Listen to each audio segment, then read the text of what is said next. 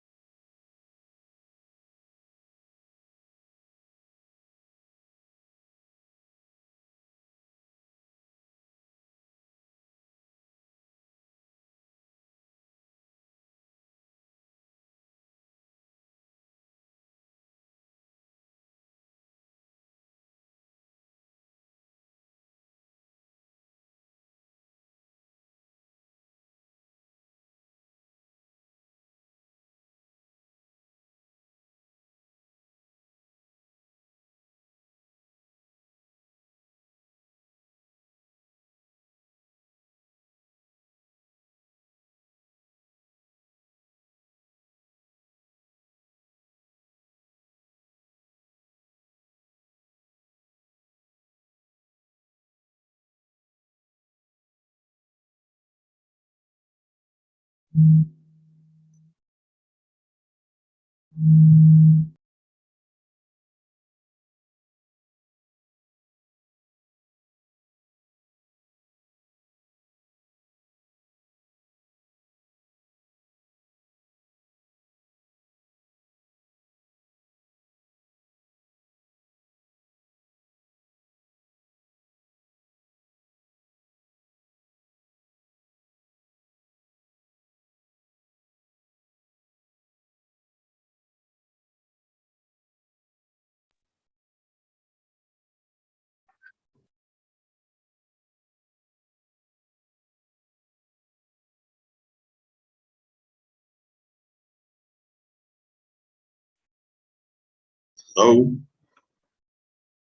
I hope I'm audible enough.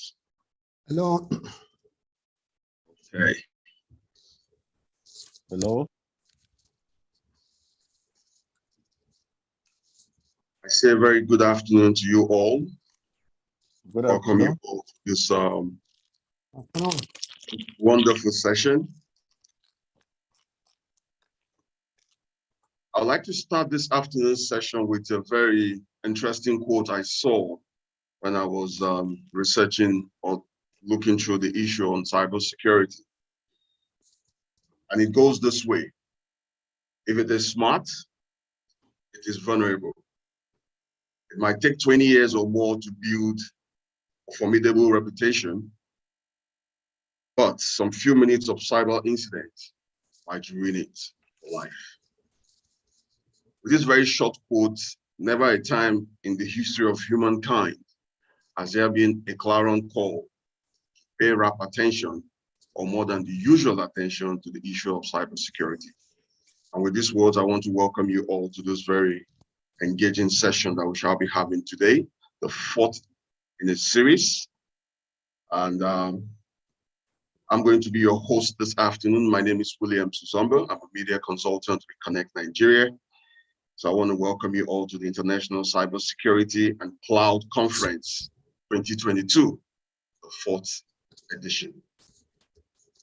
Now, I want to, without wasting much time, because I have been rightly informed that one of our key partners for this year's this edition are pressed for time. So I want to believe we all have our programs and our agendas with us. So I'll move right into the program for the day. Right about now, we want to go straight to the very first keynote address, which will be handled, or which was originally meant to be handled by our very first keynote speaker in person of Professor Umar Garba Dambata, the Executive Vice Chairman, Nigerian Communications Commission, NCC, who is ably represented today by Engineer Harun Al-Hassan, the Director of News Media and Information Security of the Nigerian Communications Commission. But I will also, I hope if I'm permitted, I also want to quickly read out a bit of profile on Engineer Dambata, even though he's not here with us, but I feel it's only fitting for us to read out his quick profile, so that for those of us, even though he's a name that needs no much mention, he's very well known within the tech space, the telecommunication space. But here goes. Professor Umar Garba Dambata is Executive Vice Chairman and Chief Executive Officer, EVC CEO of the Nigerian Communications Commission, NCC. He is currently serving a second term of 5 years in office, following the approval of President Muhammadu Buhari in 2020. Dambata earned his BEng MSc Engineering from the Technical University of Wrocław in Poland, and received his PhD from the University of Massachusetts Institute of Science and Technology. The multiple award-winning professor successfully spearheaded the attainment and surpassing of Nigeria's national broadband target in 2018. And he is currently among those leading the charge for the realization of new national broadband target of 70% by 2025, after the country achieved and surpassed its earlier national target of 30% penetration in 2018. Through effective regulatory regime and various cutting-edge initiatives, Dambata has strengthened the role of telecommunications sector as a major contributor to the country's gross domestic product GDP growth and boosted telecoms investment inflows from $36 billion to over $70 billion since 2015, amongst other accolades. So representing one and only Professor Umar Gamba Dambata, the Executive Vice Chairman of NCC, as I said earlier, is Engineer Harun Al-Hassan, the Director of New Media and Information Security of the NCC. And he shall be taking us for the next 15 minutes on the very first keynote address of the 4th edition of today's program. So please, right about now, I want to invite the representative of the Executive Vice Chairman of NCC in person of Harun Al-Hassan, as he takes us for the next 15 minutes on his keynote address. So you have the floor. Thank you. My name, as you mentioned, is Dr. Harun Al-Hassan. I'm the Director of New Media and Information Security, Nigerian Communication Commissions. And I'm here this afternoon to represent my boss, Professor Umar Garba Dambata, who is unavoidably absent because he is currently having another important engagement that collided with this one. Distinguished guests, dear colleagues, ladies and gentlemen, all protocols duly observed. It is my honor and privilege to address you this morning at this year's edition of the International Cybersecurity and Cloud Conference. I want to use this opportunity to appreciate the organizers, the Nigerian Communications Commission, NCC, having partnered with you in the past years for the hard work you were doing, recognize your contributions to support the growth of cybersecurity in the communication sector in this country. Permit me to use this opportunity to share with you our contribution as it relates to this year's theme, a cybersecurity-driven digital economy for Africa.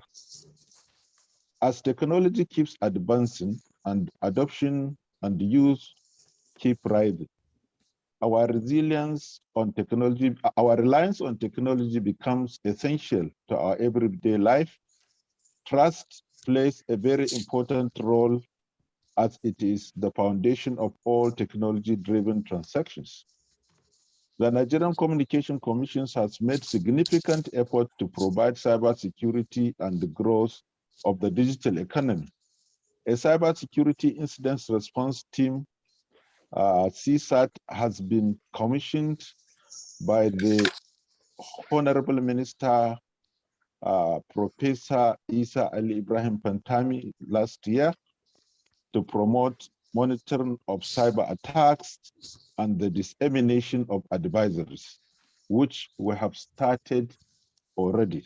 That is, the center has been disseminating advisories currently to MNOs. And so the project is one of the most successful projects ever undertaken by the Nigerian Communication Commission.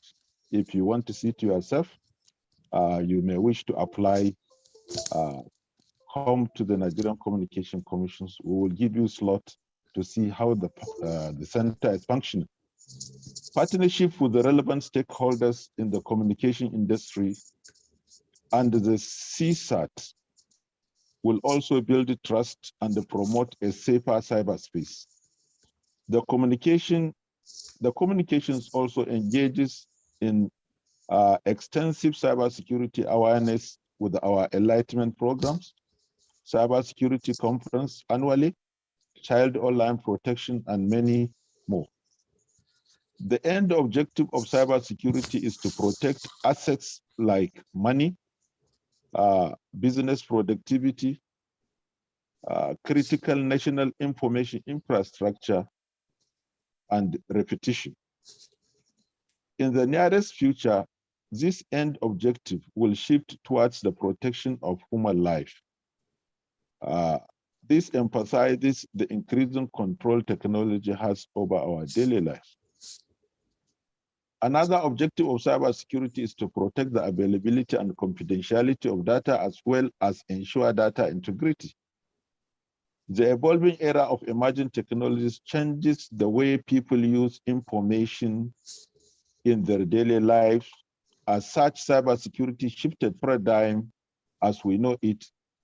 The concept that was predominantly a big corporation's concern is now a serious concern for every internet and the technology user, that is the citizens. Several reasons can be attributed to this, such as the adoption of the cloud computing, the ever-increasing threats of data infiltration, the increase of devices interacting with data, and regulatory requirements affecting companies of all citizens. As you are aware, it is envisaged that in the next few years, there is going to be 70 billion connected devices as a result of global shift toward the rollout of the 5G services. Transformation cutting-edge technologies like IoT and mobile payment system can provide new opportunities, enhance the customer experience and customer engagement, which all promote the growth of the digital economy. The key challenges regarding cybersecurity and emerging technologies can be linked to the unpredictable nature of business models that rely on emerging technologies, which are data privacy, security, ownership and control, and the artificial intelligence conundrum. Emerging technologies are still evolving. Regulations and legislations are yet to catch up with ethical, legal, privacy, and security challenges. Hence, partnership and collaboration with relevant stakeholders are key to promoting digital inclusion, security, and growth. The importance of cybersecurity and capacity building cannot be overemphasized as our lives are gradually becoming dependent on the technologies. This is because technology helps to create jobs, promote e-commerce, and assist everyday entrepreneurs to connect with potential buyers as well as enhance connectivity in both rural and urban areas. Today, you simply need computer, smartphone, and internet connection to do so many things. And without security, this transaction will prove futile.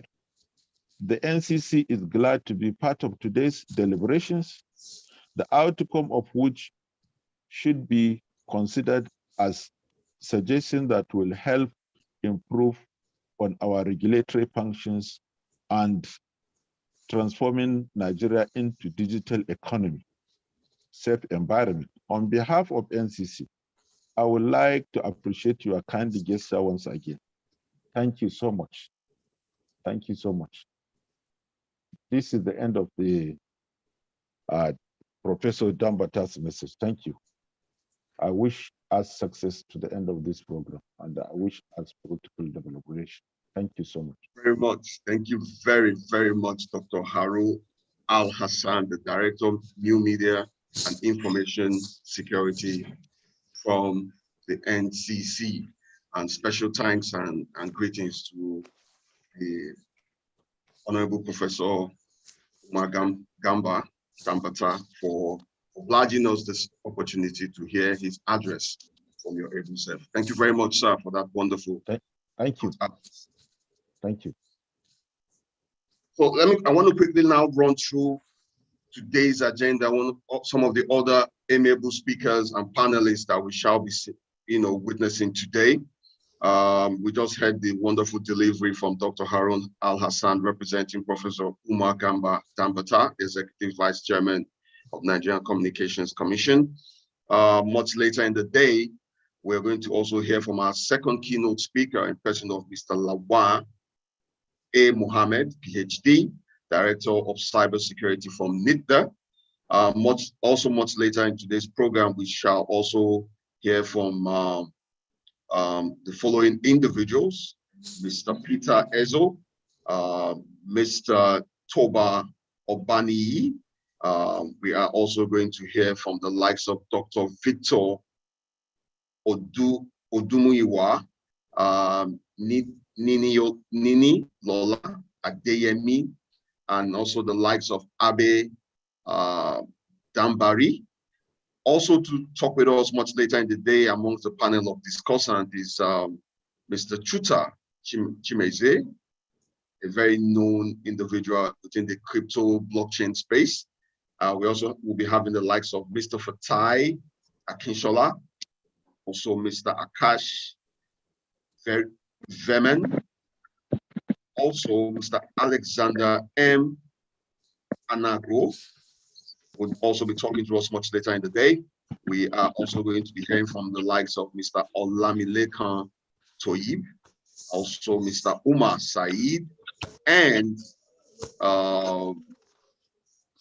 Miss or Mrs. Igbinova Iyobosa would also be talking to us much later in the day amongst the panel of discussants that we shall be having. We are also going to be hearing from the likes of Elizabeth Kolade and also Dr. Maki Ido. And also we shall hear from Mr. Orlando Olumide Odeji. These are some of the individuals that we shall be hearing talk to us much later as the program commences.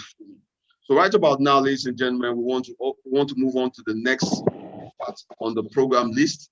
I have been rightly informed that our keynote speaker would be coming on board by 2 on the dot. So we'll be moving things over and and creating room for other programs to continue while we wait for our second keynote speaker, that's in person of Mr. Lawan Muhammad, the Director of Cybersecurity from NIDA. He will be joining us exactly 2 on the dot. So right about now, we want to make progress to the next agenda, which is the video presentation from our sponsors. So for the next 5 minutes, we shall be looking at some various video presentations from our sponsors from today.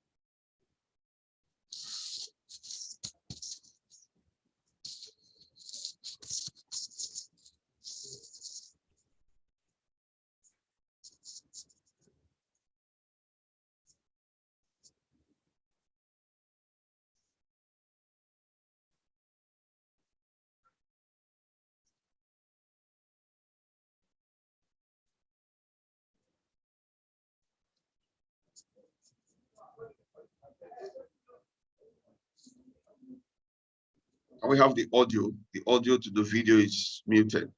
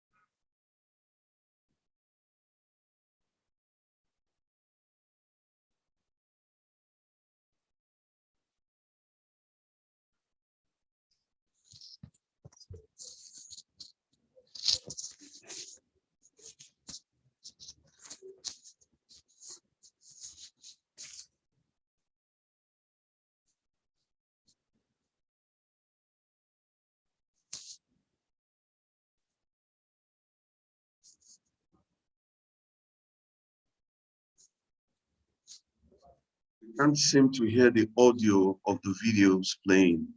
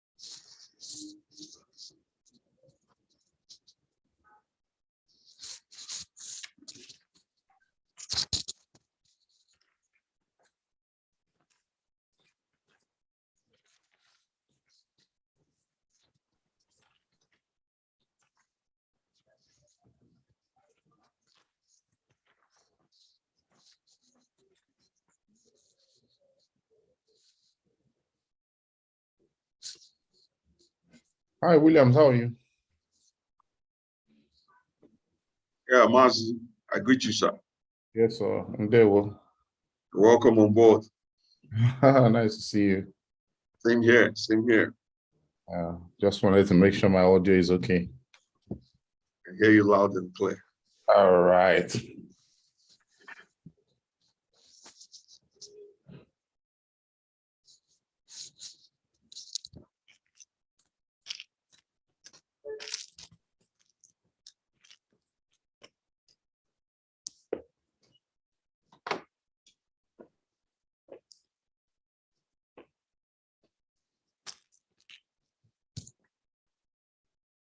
Sorry about the audio of the videos playing. The videos are from our sponsors for today. I don't know why we can't hear the audio, but I want to believe we can see the video itself, and the narratives are clear enough for us to understand what the video is all about. Good.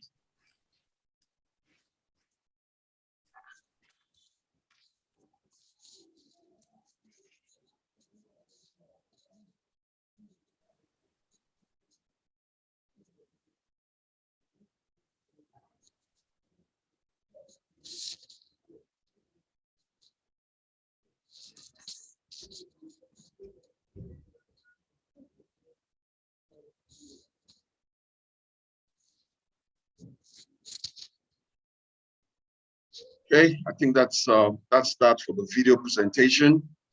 Once more, we're sorry about the audio that we couldn't hear. But as I said again, special thanks to all of our sponsors that made today's program a possibility. So right about now, ladies and gentlemen, we want to make progress to, are we repeating the video?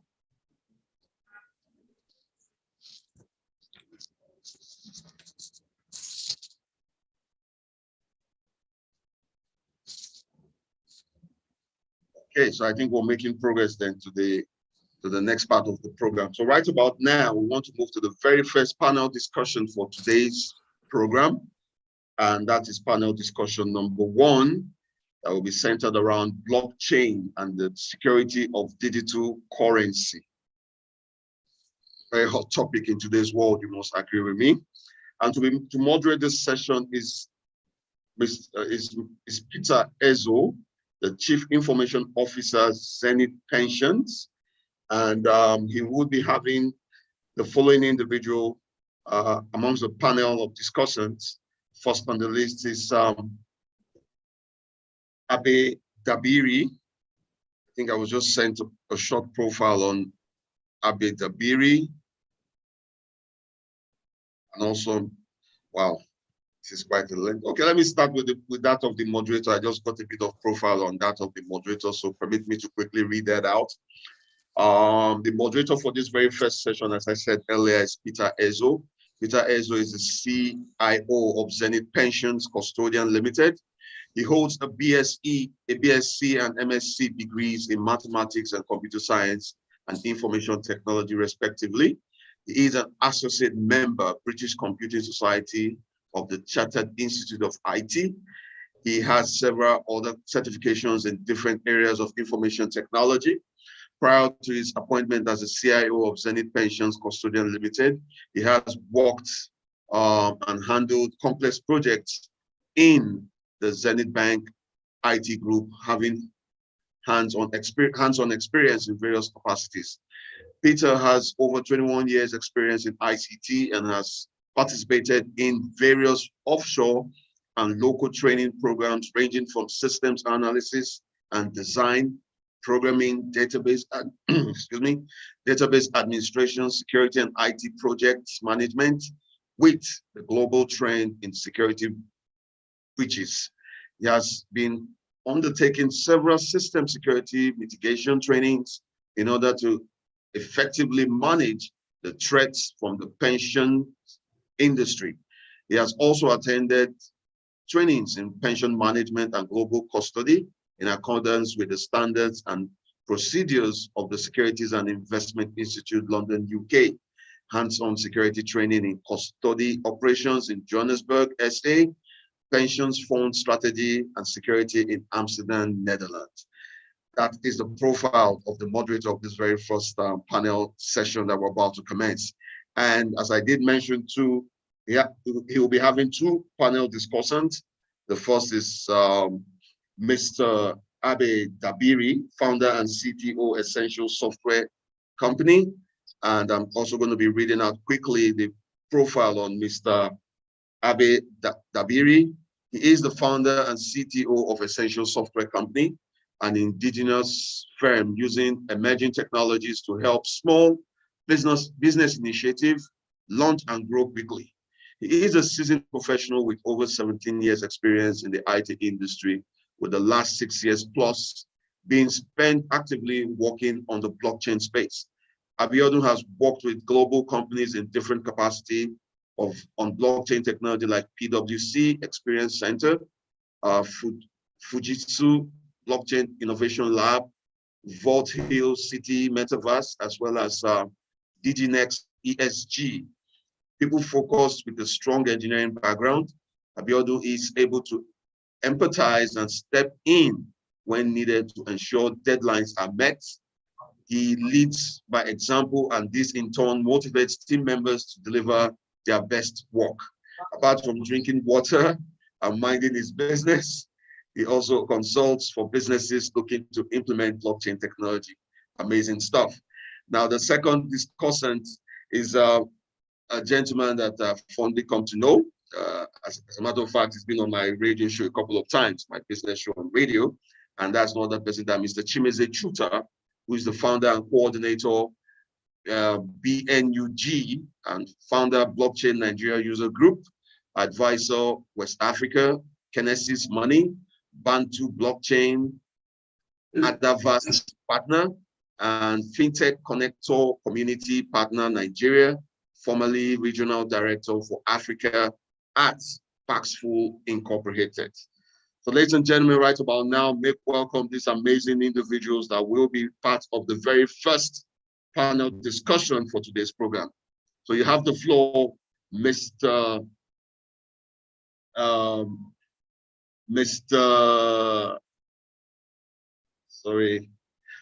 Peter Ezo. You have the floor, sir. Welcome on board. Okay, thank you, everyone. Good afternoon, everyone, and my panelists, Mr. Chimeze Chuta and Abe Dabiri. Right. I think although the time allocated is 25 minutes, I don't know how we're going to squeeze. I don't know how we're going to squeeze it, but I think we will do all we can to actually pass the message. I wanted to just put up a slide but my speakers, those are the panelists, because especially Mr. Chimezie, who is the founder of blockchain user group. I will give them more time, to actually present it the way we can all understand it better. Blockchain technology is not new. It's the 5th generation of the revolution of programming currently trending. I know there have been a lot of back and front. Some people accepting it, some people not accepting it. But the truth is, whether we accept it or not, just as I keep telling most of my colleagues, blockchain has and crypto has come to stay. It's going to be difficult for anybody to remove it.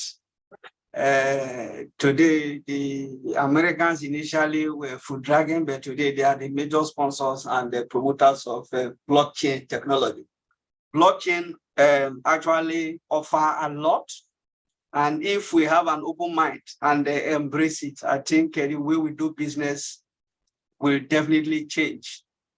Businesses are going to be happening at the speed of thought and speed of light, right from a smart contract, and the rest. Even banks too today, a lot of them are still resisting because they felt that maybe blockchain is going to take away their business, but that is not true. Blockchain really is going to fast track their businesses. They will even make more money if there's an open mind, on what blockchain and cryptocurrency actually offer. I'm going to allow Abi Dabiri to present first, and I'm going to give you 6 minutes. So, Mr. Abi Dabiri, over to you. Just 6 minutes, please. Once it's 6 minutes, I'm going to cut you off. Thank you. Thank you very much, Mr. Peter. Good day, everybody. Good day, Mr. Chimezie. It's nice to meet you as well. It's a pleasure to be on this call. I'll try to be as close to time as possible. So I've set my timer up. So yes, blockchain and the security of digital currencies, right? Blockchain generally, as people have been hearing about, this decentralized technology that is going to come and change everything. But at the same time, most people can't really touch or feel it, right? So there's a bit of a disconnect around how it actually works. But then there comes in digital currencies. Digital currencies, the types likes of USDT, USDC, and co. And then we now start to worry, what is the security around this, right? So just to put a bit of context into how currencies digitally have been around for a while, right? In some time past, there has been times when people have used different types of private currencies or digital currencies, some of them not necessarily backed by blockchain. Blockchain being this same technology that allows multiple people to verify using a particular protocol that a particular transaction or a particular event has occurred, and recording that occurrence and appending to that occurrence over time, such that that information can be cryptographically verified and tracked. So digital currencies, right, allow you to be able to do many different things, right? I'll talk about one particularly popular digital currency that we have in Nigeria, for instance, our INERA, right? A form of a currency that is digitally represented, though it might exist in its own blockchain, right? Which could be private, could be permission, could be public, depending on how the different protocols have been agreed on by the stakeholders, right? So digital currencies actually allow us to do transactions faster, allows us to spend fractions of money, depending on what fraction can it be divided up to.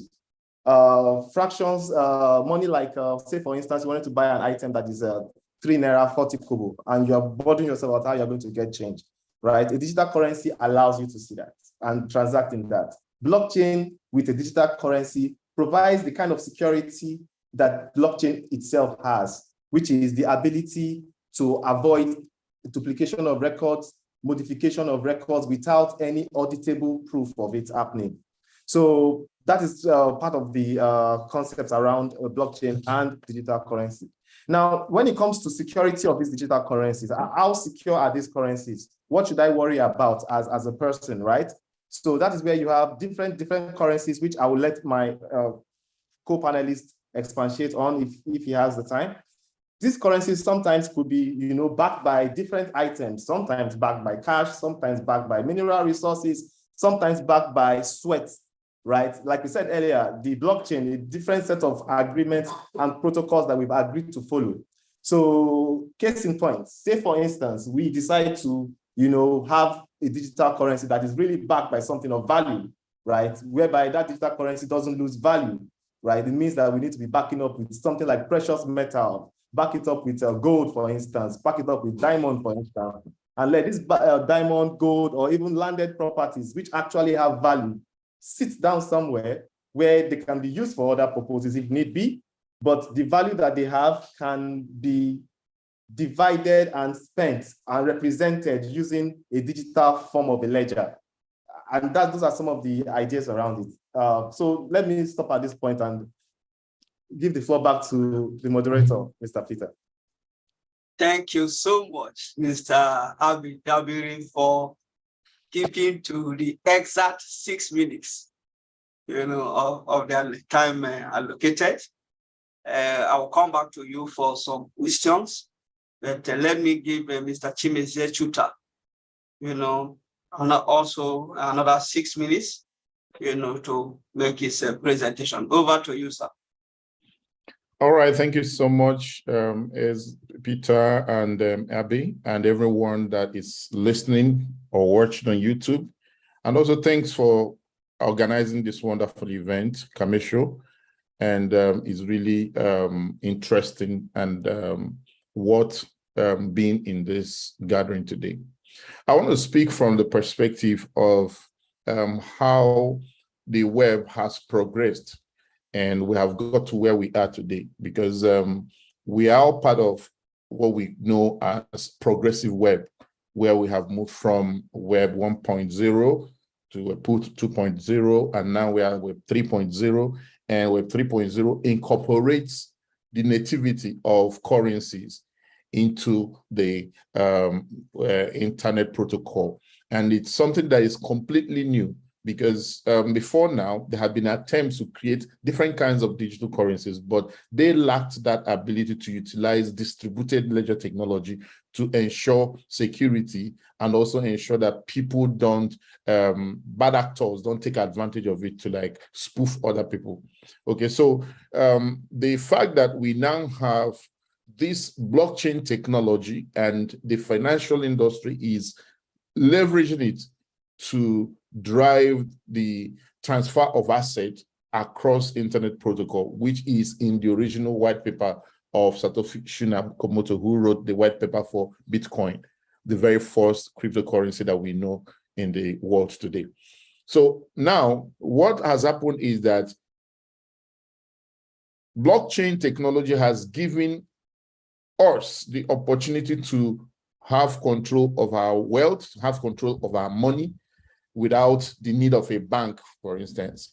But of course, that also comes with a huge responsibility, which is now that you're your own bank, you also have to shoulder the responsibility of guarding and protecting your wealth while you are on the internet. And that's a huge responsibility that has cost a lot of people a lot of money. And some of them say, oh, I don't want to have anything to do with this technology anymore because it's easy for me to lose my money and all that. But you see, the industry has been working hard and have come out with a 10-point agenda on how one can protect himself on the internet while using digital currencies. Okay, so we have what we call cryptocurrency security standards, CCSS, and they outline 10 points that are divided into 3 levels that will enable anybody, whether it's an individual or an entity, to be able to transact and interact with digital currencies while online. I'll just read 10 of them without going into each of them in details. So you have, first of all, the key and seed generation.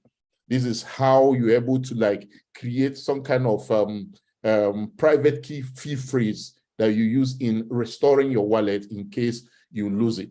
Then you have the number 2, which is wallet creation, the procedure that you use in creating wallets. Okay. You also have how you store your keys. How do you store your keys? You also have how you use those keys.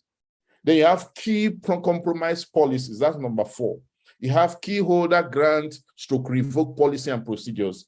You have third-party audits where you have like third party who can like audit that, okay, the code that you're using to generate your digital asset keys, they are completely proof from any backdoors that somebody might be able to take advantage of. You also have data synthesization policy. Then you have proof of reserve and log audits that are all necessary when you are using cryptocurrency on the internet. So some of these things are things that not just individuals, but also organizations that want to get involved with crypto, they have to be acquainted with all of these 10 different aspects of securing your digital assets while online. So I just want to stop there so that we can have progressive steps and probably get in some feedback from the audience too. Okay, thank you so much, Mr. Chimezie, for that presentation. You used the 5 minutes, which is commendable. Thank you so much. Okay, I'll ask you this question first before I come to Abby. I know a lot of people have asked me that you work in the bank, and most of the challenges that happen, especially when someone died and the family does not even know that he has an account in a bank, and before they will know, probably somebody stumble on the name and say, oh, it's like your husband has an account, with this bank. What will happen when the man has transferred all his assets into blockchain, crypto, and it is difficult to even trace or have access to, since you cannot even see what this person So from your, have you come across such a question, and from our audience, Yes, what can you, yes. Yeah, thank you so much, Peter. Certainly, this is a major question that normally comes up because the byline that we use in crypto world and crypto securities, if it's not your key, it is not your asset. So if you don't have the keys, you don't have access to the asset. So if I suddenly drop dead today and I didn't pass my keys to someone else, or I didn't have some kind of a will where I outlined my private key and left somewhere, nobody will have access to that fund. It will go and it will never be accessible to anybody forever. Okay, so, but there are a lot of innovations in this direction to try to solve this problem. For instance, we have smart contracts that are now being written to manage wallet assets. So when you are setting up the wallet for yourself, there are some services that allows you to provide alternative wallet addresses of next of kin. And the smart contract, has a clock system that counts, and you may program is okay if no activity is carried out on this wallet for 100 days, please transfer asset to XYZ wallet. You can do something like that. Then you can like, okay.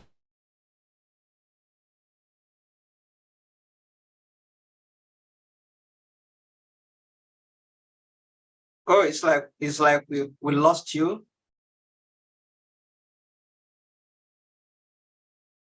Abby, can you hear him? Or anyone that is listening. Okay. Okay, so we lost you temporarily. Yeah. Like 10 seconds. Yeah. Okay. Can you hear me very well now? Yeah, very well.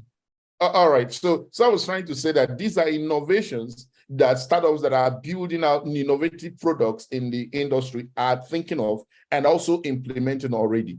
I know a couple of startups locally in Nigeria that are also working on this, and they have layers of next of kin and phone numbers that can be contacted and certain conditions that those people can prove to claim the assets that are in a particular wallet where their wallet address was added as a next of kin. So yes, traditionally, if you lose your keys, you lose your asset.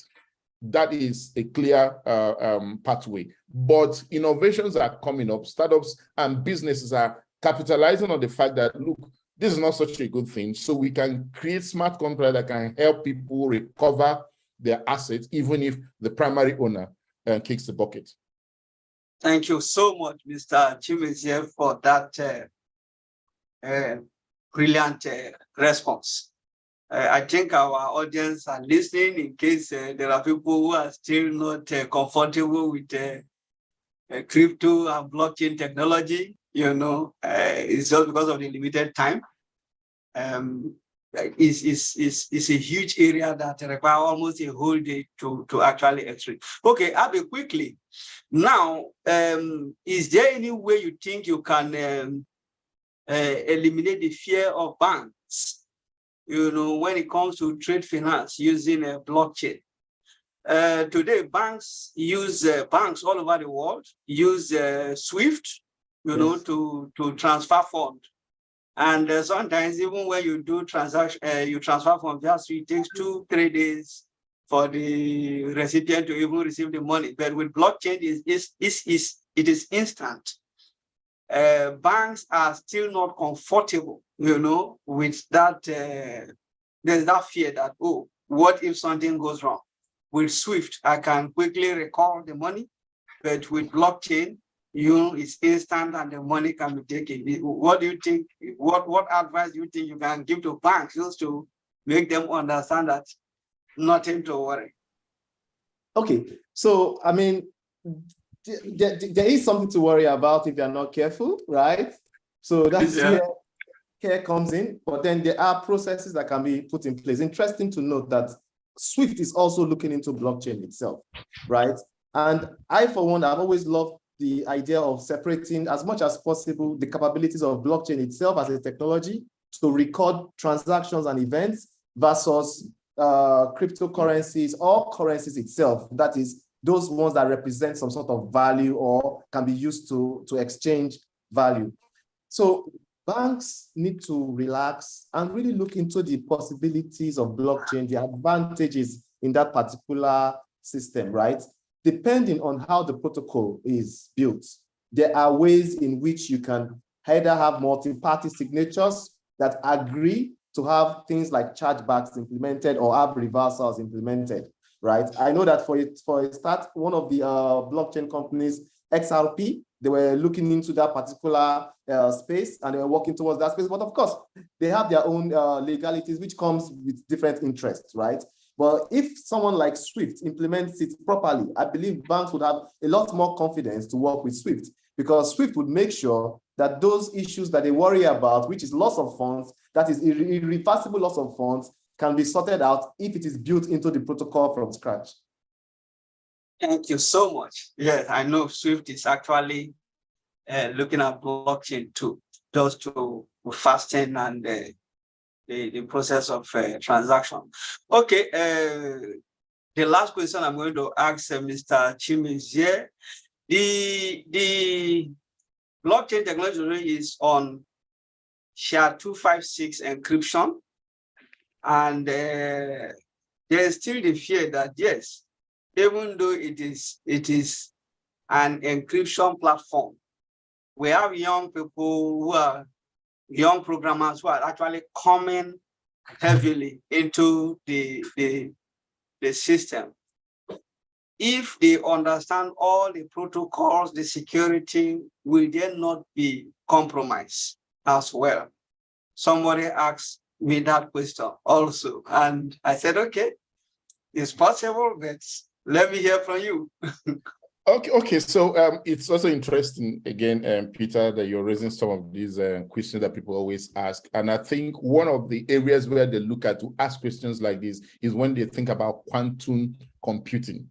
Okay, quantum computing promises to have extremely faster systems that we use today that are able to do calculation far more quicker than we can see today. And they feel that with the current 256 hash bit that Bitcoin and most cryptocurrencies are using, with a factor computer, they can crack the code and probably be able to some havoc within the protocol. But the truth you have to understand about blockchain technology is that there are what you call validators, node validators. Validators are people who keep node records. And every blockchain protocol has some type of security provision that determines whether or not a particular kind of machine or computer hardware can be used to operate the nodes. If you look at the first cryptocurrency, which is Bitcoin, from the beginning, people were using ordinary computers to run the nodes. But over time, because of competition, people went into using GPU hardware and eventually ended up having what they call ASIC machines. They are specially designed to be able to run speedy processors. Then today, we have had other cryptocurrencies like Ethereum, for instance. Ethereum was using what you call proof of work algorithm to operate, and they implemented an ASIC resistant hardware restriction on the code. So you cannot use an ASIC machine to mine Ethereum, for instance. Okay, so things like that happen. Secondly, even if the machines are not made to resist some kind of machines, maybe quantum computing, you can also depend on the fact that validators can choose which software version that they can run as node validators. And if a bad guy attacks a particular blockchain protocol, there's what you call a hard fork. The hard fork will create another version of that software, and everybody who believes in that particular version will move their machine and start running that one, and they will leave the other version alone for itself. So it doesn't matter any of these speculations. When the time comes, you find that the node operators, the real infrastructure people in that blockchain protocol, play a critical role. Recently, Binance successfully had a fork because there was some kind of security breach on this protocol. We have seen so many of such things happen in the cryptocurrency world where things like this happen and there is hard fork or soft fork to create a different protocol so that people who believe in the ideology of that particular digital currency can continue to follow in that direction. I hope that answers that question a bit. Thank you. Thank you so much. Our time is almost gone, but quickly, Mr. Abin, the last question I'm going to ask you. Most of these questions are questions people have asked me. I'm not just conjuring them from my head, but this is a good platform where a larger audience, because I see that we have over almost 100 people here who are listening to every one of us. Now, today we have the public, private, or permission blockchain system, depending on the one you want to play in. Now, a question comes. Somebody asks me, can I transfer money wrongly, especially when it comes to bank transfer or transfer to transfer? Can I transfer money wrongly to someone? And I said, yes, it is possible. If you get it, just like somebody giving you a wrong account number, and you transfer money to that account only for you to discover that, oh, that is not the account I was supposed to transfer the money to. I say, yes, it's possible. And the person asks, now, how with blockchain, where you don't really know the nodes or who to contact, how can that be reversed? And I said, well, the response I actually give was, well, if you transfer money wrongly, I don't think that can be reversed. But let me hear from you. Do you think it's possible? Can someone recover his money back if his money is transferred wrongly, in a blockchain system? Thank you. I'll borrow from the words of Mr. Chimeze Chuta earlier on when he said, you want to be your own bank. You are like your own bank, essentially. So that means you begin to take on the risks that the banks take on, right? Do you know that when banks transfer money wrongly, they have to compensate you? That's why they have money at the Deposit Insurance Commission, right? As well. So if you transfer money to the wrong network, say for instance, I have an address from my friend, I want to transfer to a network called Ethereum, and I mistakenly pick the wrong network, right? The money will not end up in that person's Ethereum wallet. If the person actually is able to, of course, generate a wallet on that network with that same address, it could receive, but it might not receive it at all because you didn't send it on that network, right? So the truth is, you send to the wrong network, it's gone, it's gone, it's gone, it's gone, it's gone. That is how it is now, it's gone.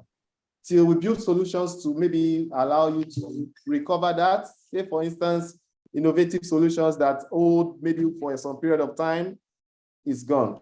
So just like you said, you are absolutely correct, sir.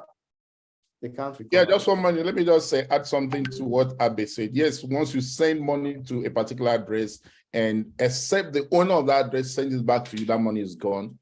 But then there are centralized services that KYC customers on their platforms. Now, those centralized exchanges have IDs for each customer that is mapped to specific wallets. So if the transaction was carried on within a blockchain network that is being managed by a centralized exchange, for instance, or centralized service, yes, it's possible for the support to get the user's email address and use that email address to pinpoint who owns that particular wallet address. But of course, we're talking about security here. Centralized exchanges are not the best exchanges to store your digital assets. You can only use them for transaction purposes. And even if you're storing for them, ensure that you're storing in a manner where you are not putting all of your eggs in one basket, because when such centralized exchanges are hacked also, then all the assets there are expected to also get lost too. Thank you. Okay, thank you very much, Mr. Chimeze Chuta and Mr. Abe Davirid for your time to explain and answer the various questions which I have presented. And our time is fast spent, and I understand by 2 o'clock, the keynote speaker is supposed to come on board. To the general house, blockchain and security of our digital currency has come to stay, just like what I said earlier. And the truth is, if government will embrace it, smart contracts, even issues of you want to buy asset like land, because when we talk of blockchain today, we are only looking at the physical, currency. Blockchain itself has extended, beyond just currency. You want to buy a car, you want to buy land, and that asset is properly digitized. You can always see the history of that asset from inception to date. You can easily know that, oh, this is actually the owner of this asset. And when you are buying it, there's no fear that, oh, I am buying from a wrong person. So if government can also leverage on blockchain technology, all this issue of contract was issued, you can't even load trace of it, ghost workers, wrong payment, and so on and so forth. These can easily be eliminated. As I have said, blockchain technology is extensive and comprehensive. It is the 5th generation of language or programming, which is where we are now. And it's gaining ground. I know maybe in Nigeria, yeah, there's a little bit of food dragging because CBN is not too comfortable with it. But thank God that CBN has actually come up with e-Naira. So that gives us that comfort that they are also accepting it. You know, so, and gradually, some of us will move off. But the truth is, the current generation are grabbing it, and I'm happy that Mr. Chimezie is the founder of the blockchain user group. So I believe he should know the number of people who are in that group to tell you that the young people are actually embracing it. Just like when ATM came out, you find out that the older people who are from the 80s, you know, even late 90s, they are not interested. They prefer to still walk to the bank, you know, to fill deposit slip and withdraw their money. They're more comfortable that way. But today, there's no young person that want to do that. You want to just collect your ATM card and go and withdraw money from ATM. Even now, people are not even going to ATM. So it's basically paying with your card directly. So gradually we'll get there. And the message of blockchain and so on and so forth, we will continue to preach it, you know, until it's sinking. It's a gradual process. And I know that government itself need to come up with a proper framework, you know, to drive the blockchain industry. Today, we are all crippling with dollar, naira, and so on and so forth. So, but with blockchain technology, your people you can send naira directly, or they can send naira directly from any part of the world to you without you looking for Malam or the rest to do exchange and so on and so forth. So, blockchain offers a whole lot, you know, for mankind at the moment. It is just for us to open our mind, just as I have said, so that we will all embrace it. Thank you very much for the time you have allocated to us. And I think we have, it's like we overshot by 3 minutes. And please pardon us for that. Thank you so much. Chimezie and Abi, thank you so much for your time and your explanation. Yeah, thank you so much too, Peter. Thank you. Yeah, thanks. Thank you, gentlemen. Thank you, gentlemen. That was a very, very good introduction to the panel conversation. And I remember, just as I said earlier, Mr. Chuta is one person that has been on my radio show, like I think on 2 different occasions, and we'll discuss this blockchain. And each time he comes on the show, the discussion is always very heated because people are still a bit apprehensive to the conversation surrounding blockchain. And I think, Mr. Chuta, you have to come back again.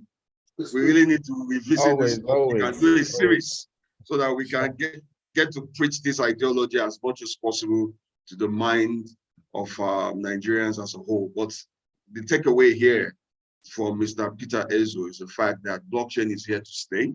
It's not going anywhere.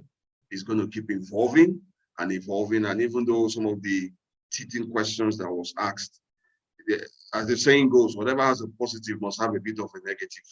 You can't have one scope fits all. You have to keep tweaking and tweaking until we perfect things the way it should. Also, thank you, gentlemen, for this wonderful beginning of the conversation. Thank you very much. So, ladies and gentlemen, right about now, we want to, and also we got a question from some of our participants that they would like to get the contact details of our discussants and our speakers. So I would like to implore all our various speakers and discussants, if you don't mind sharing your contact details, the ones you're okay with, if it's your social media handle, if it's your official emails, please drop it in the box, in the chat box, the Q&A box, so that any of the participants who want to keep this conversation going long after today's program can reach out to you and continue the conversation. Because as the saying goes, all cannot be answered in just 25 minutes, 30 minutes conversation on this forum. Thank you very much. So I've been informed that our partners from NITDA are still not ready for us. We're still hoping to get them on board anytime soon.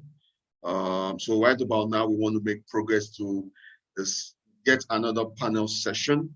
And this time it will be the session number 2 that has the subject matter cloud security as it relates to the digital economy of Africa. And this session will be moderated by Mr. Toba Obani, the Vice President of NIRA and the CEO of Google Host. It would also be joined by the following individual: Mr. Fatai Akinshola, the Head Standard Certification, Data Protection, and Information Security Management System, Galaxy Backbone, and also Mr. Akash Veman, Senior Solutions Architect, Alibaba Cloud. And the third panel discussant will be Mr. Alexander MC Anago, Executive Council Member and Ambassador, Chief Data Officer, Institute of Information Management, IIM Africa. Permit me to also do like the first session and quickly read a bit of, I think I have their profiles here. Do I? No. Okay, I don't have their profile here. So ladies and gentlemen, right about now, I want to invite to take us through this panel discussion number 2, the moderator in person of Mr. Toba Obani, the Vice President of NIRA and CEO of Google Host. Mr. Obani, Good afternoon. Can you hear me, please? Yes, we can hear you. Welcome on board. Thank you. Fantastic. Good afternoon, ladies and gentlemen. It's a great privilege to be moderating this session. I think maybe we'll just give a few minutes to the panelists to probably briefly introduce themselves before we jump into our panel. And I guess that won't be part of our 20 minutes. I hope that's fine. So maybe I'll just call the panelists very, very briefly so they can just tell us a bit about themselves and what they do. So Mr. Fatai Akinshola, are you here with us, sir? Yes, I'm here. Oh, absolutely, sir. So maybe just introduce yourself to the audience. Okay. Good day, everyone. My name is Fatai Akinshola. I'm the Head Standard Certification, Data Protection, and the Information Security Management System. I work for Galaxy Backbone. Thank you. Thank you so much for that brief introduction, sir. The next on my list, I have Mr. Alexander Anago. I don't know if I pronounced that right, sir. Are you here with us? You got it. Great. Yes, sir. Please introduce yourself, sir. All right. Good morning, ladies and gentlemen. My names are Alexander M.C. Anago. Okay. Governing Council, Institute of Information Management for Africa, in charge of PR and sponsorship. Also, Global Advisory Board member for Vigitrust Advisory Board in the US. And the president of Cloud Security Alliance for Nigerian chapter. So that is just a brief for now. Thank you very much. Thank you so much, sir. Thank you for the introduction. And then the third speaker on this panel, we have Mr. Akash Verma. Are you with us, sir? Maybe just introduce yourself briefly. Sure. So this is Akash Verma. So I'm a senior solution architect for Alibaba Cloud. I have working experience of almost 11 plus years in machine learning AI and data domain. And previously I used to be a product developer, and I'm more into consultation and advisory. Okay, great. Thank you so much. Thank you so much. So we have a very, very strong panel, and we're going to be talking about a very interesting topic. We'll be talking about, cybersecurity and how it impacts the digital economy, especially in Africa. So as a little brief introduction, the digital economy really just refers to, economic activities that result from digital transactions that happen, from people to people, people to business, data transfer. And really the backbone of digital economy is just the hyperconnectivity between people, between devices, and basically internet, mobile technology, and just, Internet of Things. So all these different interactions helps to create the digital economy. We're all very familiar about we're in a new age. We've been using the internet for some time now, but I think COVID especially created a huge boom and a huge reliance on the internet. And businesses, a lot of businesses started, seeing great, great adoption. For example, we're currently at a virtual webinar today, which wasn't as popular before COVID, but now a lot of events are happening online. We have a lot of virtual meetings, a lot of transactions are happening, cross-border transactions, and businesses continue to engage and do business together using virtual technology and digital technologies. And that has led to a lot of growth. New businesses have risen from nobody knew about a business 1 year, and suddenly you're hearing ridiculous valuation because of the potential access to those technologies. But all this is being, of course, driven by, and it's also the backbone of all this is the cloud technology. While you're using Zoom, for example, there's a server, there are several servers somewhere that are interconnected and making this connectivity work. You also have the ISPs involved and the interconnectivity between the multiple devices to ensure that this technology works. So as beautiful as, it's great to see such great adoption of digital technologies, especially in Africa and Nigeria. In fact, one of our ministries was renamed the Federal Ministry of Communication and Digital Economy, because Nigeria has also identified that there's great opportunity in digital innovations and how that can impact in the economy. We do realize that as we rely more and more on digital technologies, there's also some potential risks of exposure to bad actors, to cyber criminals.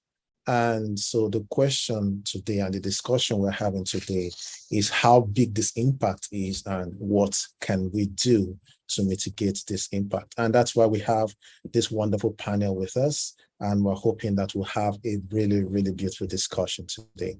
My first question here, and I would throw this question to Mr. Fatai Akinshola. As Africa and Nigeria in specific rapidly embraces digital technologies, what would you say is a major challenge presented by this migration to digital technologies, and how do you think we can mitigate this? Mr. Fatai. Okay, thank you. Good day once again, everyone, and thank you for having me.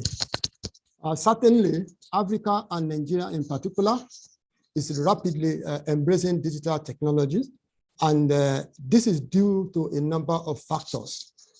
One of these factors is a government deliberate efforts and intervention to promote a digital economy. It is also as a result of private companies wanting to grow their space in the market, as well as to boost productivity. So another reason why we have a widespread adoption is also as a result of a global pandemic, COVID-19. A lot of things that we do virtually today, even though most of the technologies that we use today to achieve these things were there before 2019, but as a result of the global pandemic, so we have a surge in the adoption. So these are just some of the factors.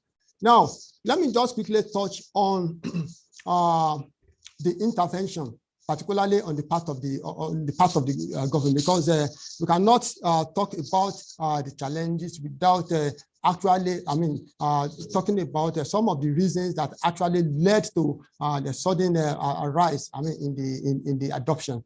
Now, specifically, Nigerian government through the Federal Ministry of Communication and Digital Economy, ably led by the Honorable Minister, Professor Isa Ali Ibrahim Pantami, created what we call NDEP. NDEP stands for Nigeria Digital Economy Policy and Strategy. So this is a kind of a direct intervention to actually ensure that it speaks to one of the key objectives of the government, around the business growth. And so this NDF, if we look at some of the, it is made up of 8 pillars. If we look at some of the pillars, so they are specific strategies to ensure, increase adoption. And as a result of this, so there have been quite, increase in the adoption, particularly in the strategy, in the NDF strategy. We have such pillar like digital literacy and skills, solid infrastructure, service infrastructure, digital service development, and so on and so forth. And we have agencies of government under the Federal Ministry of Communication and Digital Economy that are responsible, that have the mandate to actually ensure the implementation of these pillars. Among these include Galaxy Backbone, NITDA, NCC, and so on and so forth. Now, before going into some of the challenges that digital technology adoption can actually bring, let me also quickly dwell a little on some of the achievements as a result of this intervention. The first one being pervasive connectivity and broadband penetration. Now, as a result of this intervention, today, Galaxy has laid over 2,500 kilometers of fiber optic channel. And these are laid to places that ordinary normal companies may not want actually to go into. So in addition, there has been over 1,500 kilometers of metro around Abuja and so many other things. So this intervention has also led into the creation of data centers. We have a tier 3 data center in Abuja and another tier 4 data center in Kano. So these are some of the factors that actually led to the rapid adoption of digital technology. Now, there are quite a number of other specific achievements on the part of the government with regards to the reason why we have a surge in the adoption. But because of the time limitation, let me just quickly go into some of the challenges that may be faced as a result of digital technology adoption. Now, we know as much as possible that the adoption brings a benefit, but it comes with a lot of challenges. And it is important that these challenges are addressed. Now, adoption of digital technology is not only about acquiring new software, new technologies, or adopting a new way of doing things. So it is actually an entirely new way of doing things. It is an innovative way of doing things. And it is something that may touch the core of your business. So as a result, it is such that it has to be properly planned.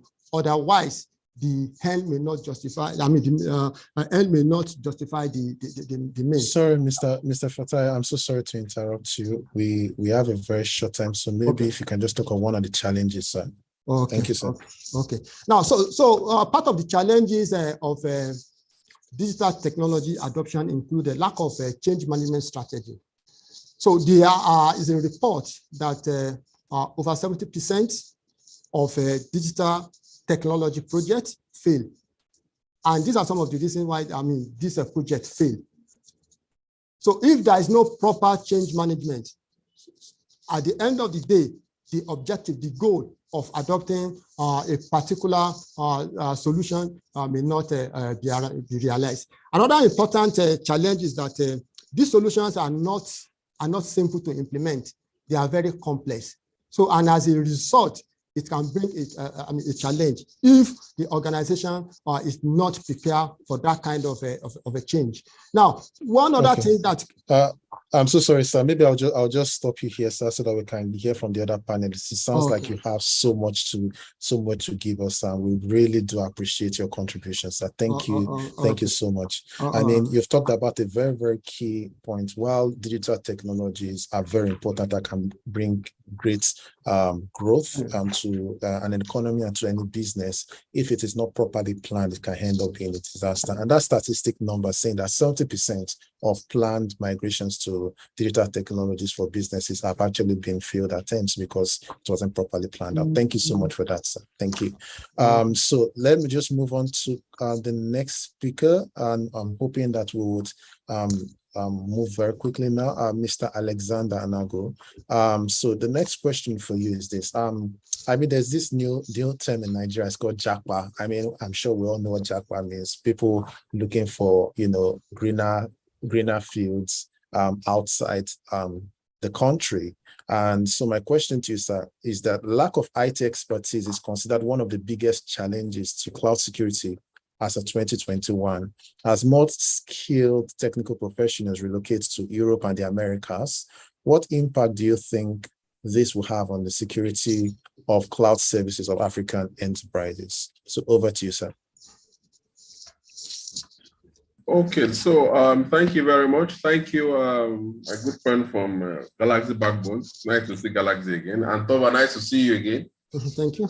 And I'm using your services go now 15 years. So we are hosting your platform. So who will host? That's good. So great. Nice to see you guys. So you've not Jackpot, you're also Jackpot, one of the Jackpot people, right? So, but you are giving services in Nigeria. No, I'm not Jackpot yet. I'm still here, sir. All right. So this is part of the topic we had yesterday in the FITC conference. It's a major pain. But again, we need to create like one full point that we need to look at is the impact is high due to economic issue. Like I presented yesterday, the 10 worrisome risks that companies should focus, right?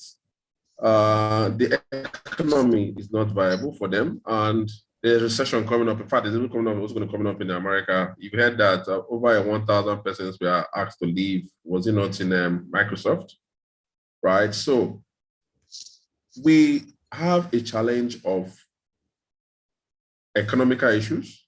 However, the solution here is we need to grow a pipeline, right? And this is the reason why, as a practitioner, I had to go back to academia, try to build an institution, to build institutionalized knowledge, create a skill and knowledge pool for young ones. So if someone is leaving, create opportunity for that person to also occupy that space, right? Also, there's also an advantage for the Jackpot stuff, right? They go out and get the knowledge and also bring this thing back to Nigeria and to improve the economy. And this is why, if you notice on one of the agendas, that the diaspora needs to come back and improve the economy. But which economy improve? Let's forget about that. Now, it's also an advantage that most of these guys will come back and empower the ones here. But the challenge really is that we need to create a pipeline of skilled personnel. And how do we do that? We have to, first of all, go back to the drawing board. Go back by enabling our educational system, enabling the need for organizations to look inward and say, okay, which of these staff are we going to empower? Right? We go by the method of the internship system, because the reason why they are leaving is because the economy is not there, but it's a creation opportunity for other people, right? For instance, I've been using Hugo since 2009, right? I know about GoDaddy, right? But what was my incentive? These guys are Nigerians, right? They have equal value, okay? But this is what I'm talking about. When you get the value, bring it back to the country. Okay, so I don't want to waste much of our time. I just want to take the key points there. That we need to create a pipeline of knowledgeable persons that can help to sustain the economy. Thank you very much. Thank you so much for that. That's a very, very beautiful response to that. That's even though we're losing a lot of skilled people, it may actually be an opportunity for others to take on those roles. And I think that even beyond the education institutions, even private entities could actually be a part of building this talent pool. For example, at WUGOS, we started this program where we started training people how to design websites using WordPress for absolutely free. And we're also planning to introduce another program for server administrators as well. You know, so the idea is that we can actually develop this. We have such a large young population. Imagine if different private entities are now helping to build talent such that we're creating opportunities. Even when gaps are being realized, people can actually fill in those spaces. Very good one. Thank you so much, sir, for that. Thank you. So next I have Mr. Akash Verma. So I have this question for you, sir. We had Mr. Fatai talking about, what Galaxy Backbone and the Federal Ministry has been doing regarding building infrastructure and trying to improve interconnectivity. But still, many will still argue that infrastructure is still a challenge and lacking, especially in the African continent. Do you think that there's an opportunity for innovative solutions for Africa? Because you know that the cloud race is real. A lot of new innovative solutions are coming up. Do you you think that we can compete against, what's happening globally? Do you see an opportunity for Africa, or do you think that these infrastructure challenges will make it close to impossible for us to compete in this continent? And from your experience, thank you so much. Sure. So from my point of view, I think, as you explained, the infrastructure is lacking, but that's where, the digital wars and the cloud technology shines. So to give an example, like once you have to, like for a small organization who wants to set up in the digital era, they have to get the infra, they have to rely on the government infrastructure, which is built like the network lines, how they will make those transfers of data to different location, and how they will access this information available. However, with the new journey, which is like the current way of innovating, like with the cloud, so you basically not have to shell out that much of money. You basically have to build and get the resources that you need available on the cloud. And these cloud companies, Alibaba Cloud is one here, but there are many cloud companies, and they can give you how the kind of resources that is needed to be successful in the doing the businesses. And that's what, it adds to more towards digital economy and driving the digital era.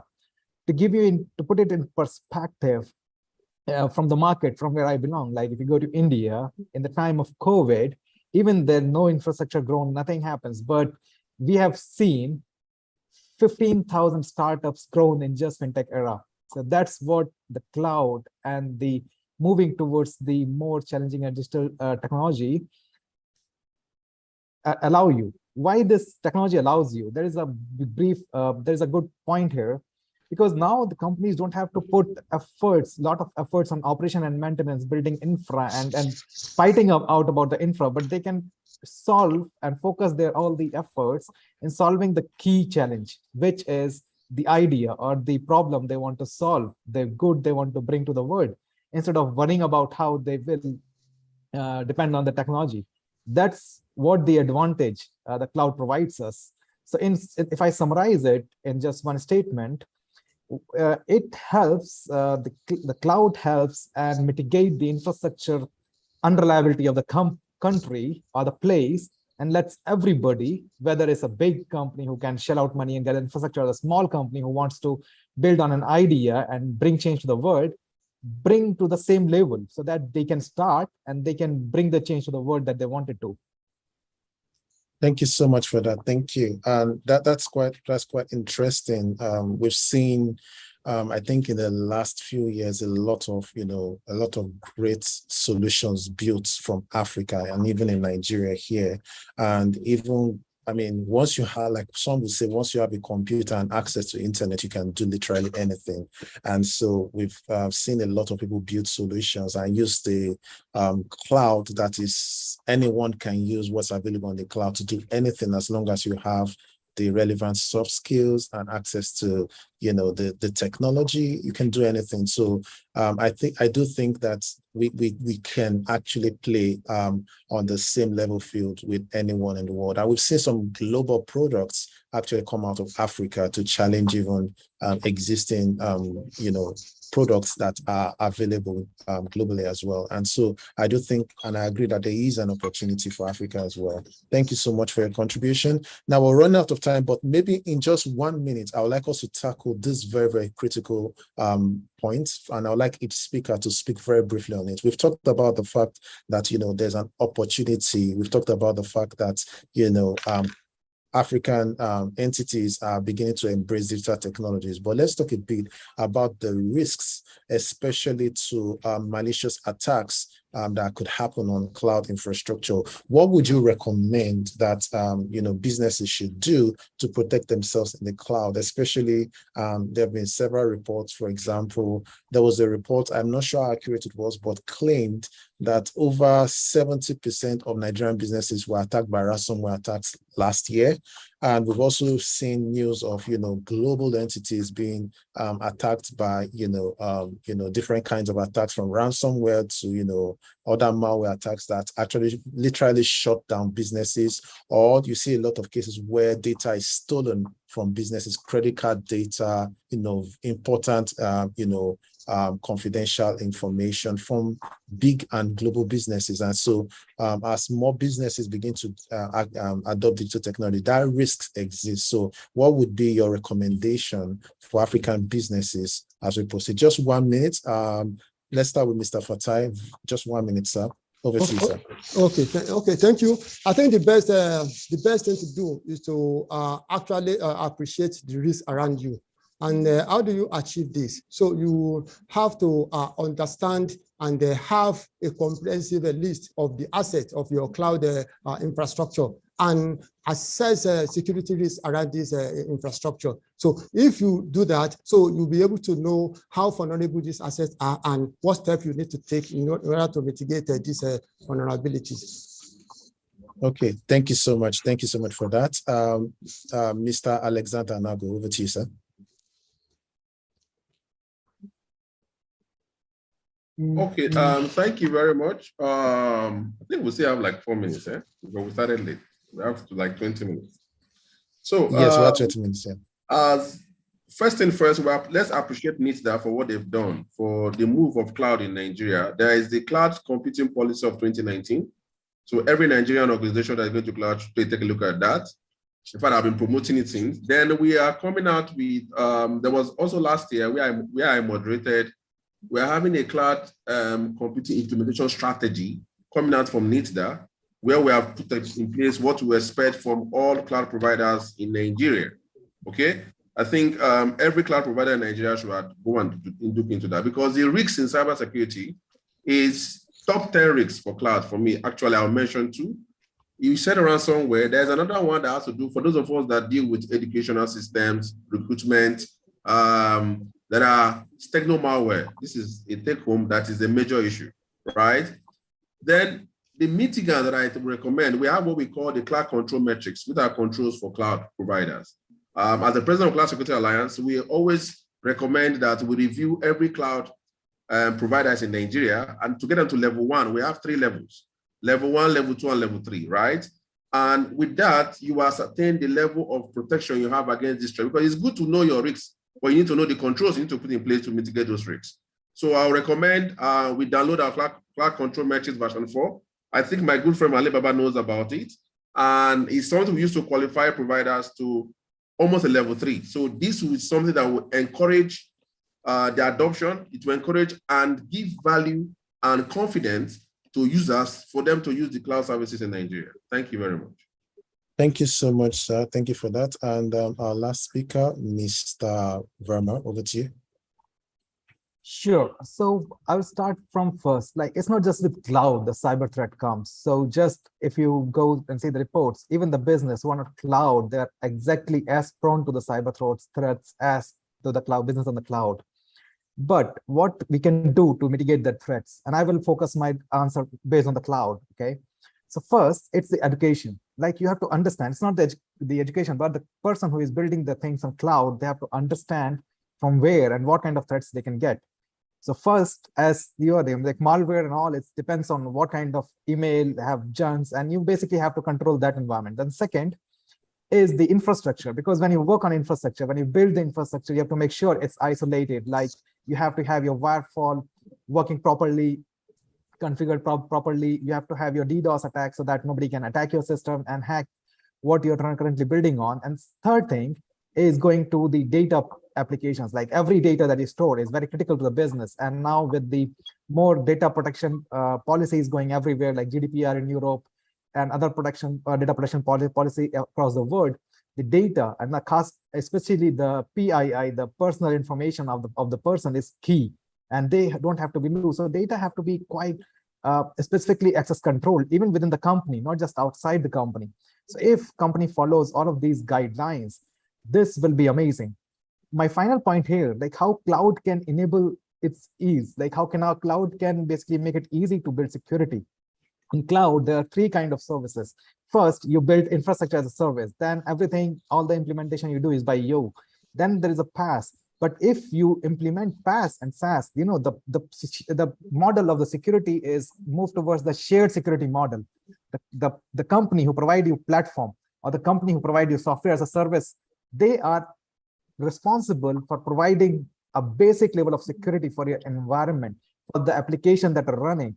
So there is a specific level set of security that they provide, and then it's the user's responsibility, where they have to make sure what kind of access, what kind of controls they have to build across their data ecosystem or across to their business ecosystem.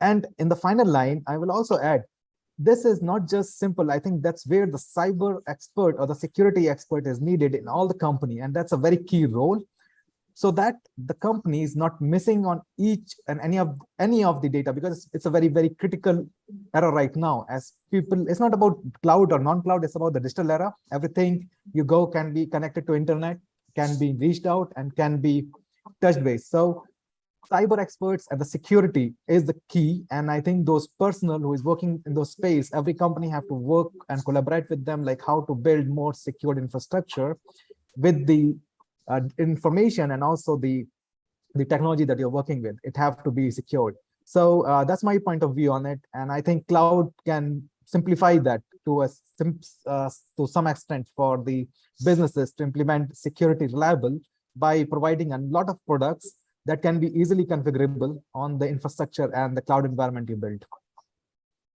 Okay, thank you so much. And thank you so much, everyone. What a beautiful panel session. So we've been able to identify that there's a lot of value that comes from using cloud technologies and cloud tools, and that has impacted the economy in Africa, and this continues to grow. But then we all need to take security very seriously. Providers of cloud solutions have to ensure that they offer the highest level of security. And then there also has to be a lot of education for users so that users don't fall prey to, you know, the simplest attacks. And organizations as well need to have certain policies to protect private data and all the information that is stored in the cloud. And there's also been a recommendation of also getting cybersecurity experts to ensure that the relevant tools and solutions are put in place to ensure that we stay safe.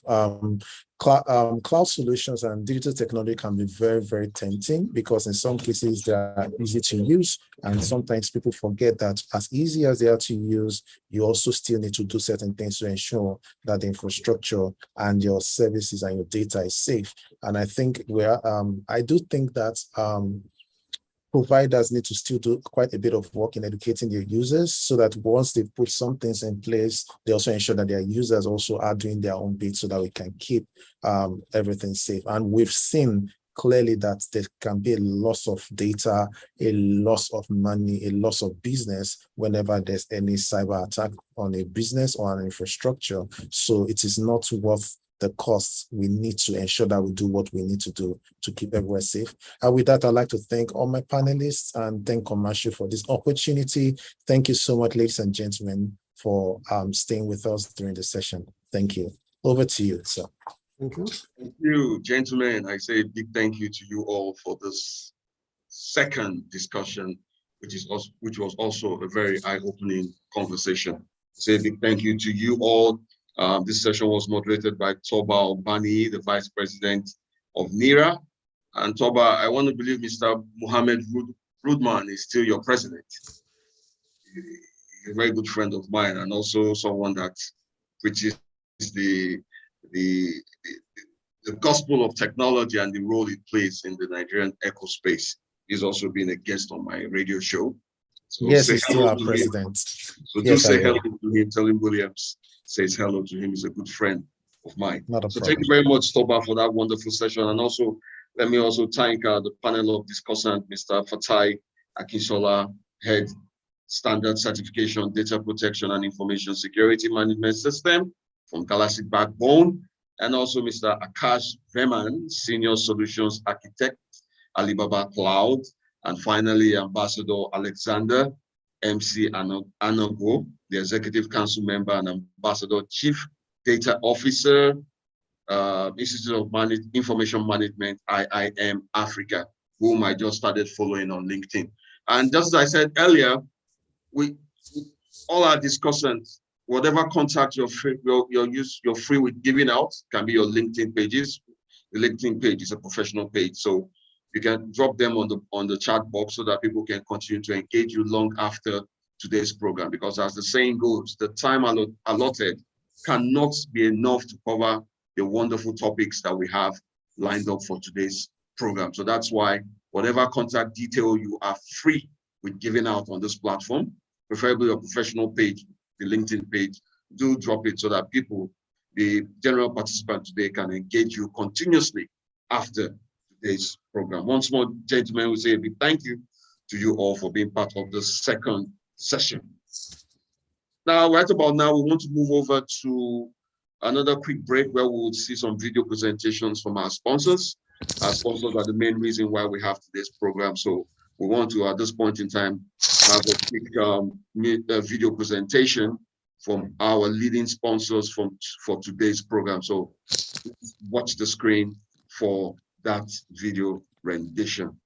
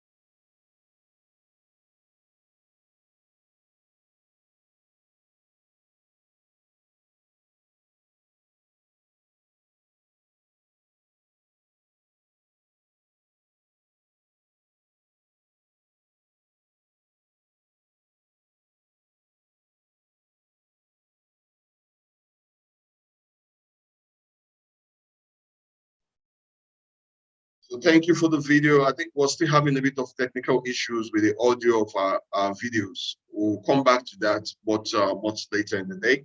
But thank you very much for showing the audio of our sponsors and partners for today. Let me also quickly read out the names of our key sponsors and partners today. Special thanks to Nigerian Communications Commission, Galaxy Backbone, Express Payment.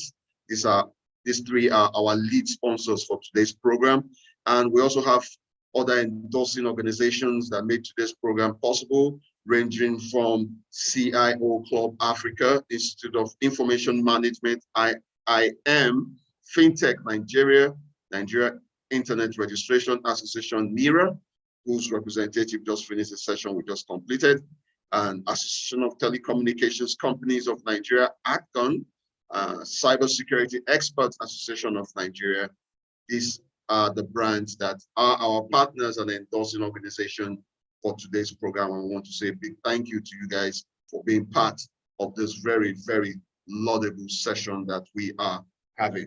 So ladies and gentlemen, right about now, I have been informed that our second keynote speaker is ready for us. So we'll move back to that part that we skipped earlier in the program. You know, I did tell you that once we get the green light, we would alert his presence. It's no other person than Mr. Lawan A. Muhammad, the Director of Cybersecurity from NITDA. And I'll quickly do a quick citation of Mr. Lawan so that we have in proper perspective who our speaker is today, our keynote speaker. Mr. Lawan A. Mohammed, PhD, is the head of Computer Emergency Readiness and Response Team unit. He holds a PhD degree in Computer and Communication Systems Engineering from University of Putra, Malaysia, and an MSc degree in Computing from De Montfort University, Leicester, UK. His BSc degree was from Ahmadu Bello University, AB Zaria, here in our beautiful country, Nigeria. Dr. Lawan has gained considerable experience in academia, administration, and research. He served as the chairman of Computer Science and Engineering Department at the University of Al Batin, Saudi Arabia, formerly King Fahd University of Petroleum and Mineral Resources, affiliated colleges at Al Batin for more than 12 years, from 2006 to 2019. He has surpassed and examined PhD and MSc students. Also, he was a lecturer and the head of Smart Card Research Group at Swinburne University of Technology, Australia, Sarawak campus from 2004 to 2006. Dr. Lawan is research active and has written numerous research papers in internationally recognized journals and conferences, as well as many book chapters in various fields of computer and network security, smart card security, cloud computing, and wireless and mobile communication systems. He has successfully completed several funded research projects. He is also a reviewer of several international journals, as well as member of several professional bodies. Ladies and gentlemen, right about now, make welcome our second keynote speaker for today, the one and only Mr. Lawan Mohammed, Director of Cybersecurity, National Information Technology Development Agency, NIDA. Sir, you're welcome to today's program. You have the floor.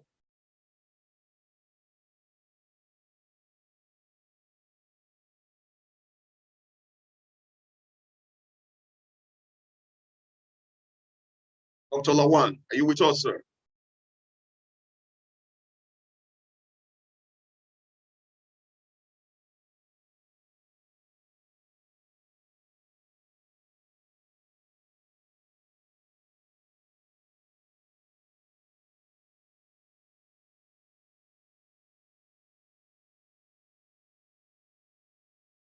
Hello, Dr. Lawan, sir.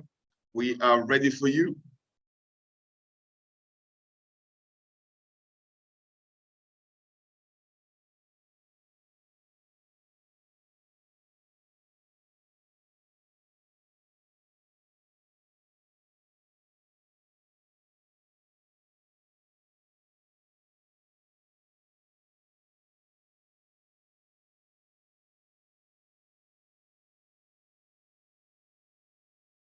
We were still having a bit of technical issues getting hold of Dr. Lawan. Can you hear me, sir?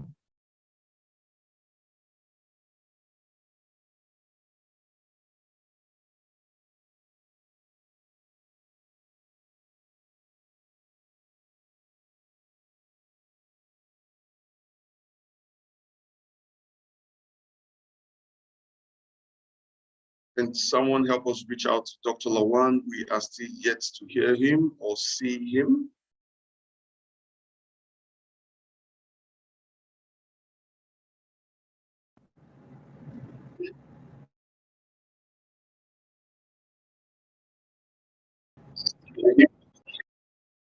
Hello, sir.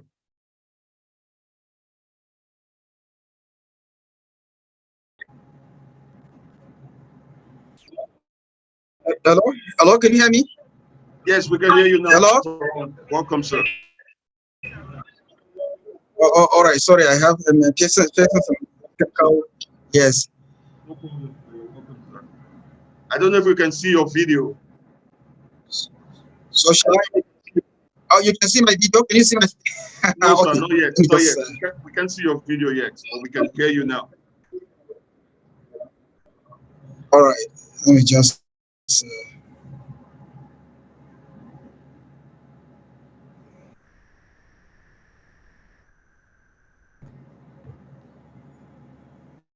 so we can Recording in progress. You can see me now. All right. Sorry for the technical problems. Yeah, all right.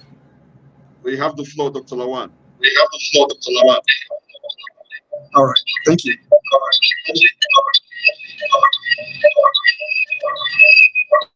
Good afternoon, all.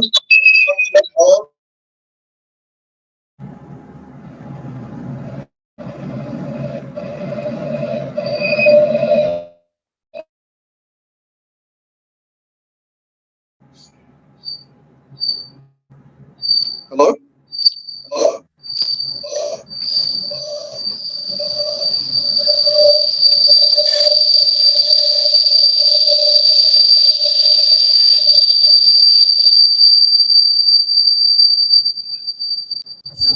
Dr. Lawan, we can hear some echo. There's some echo coming from your end.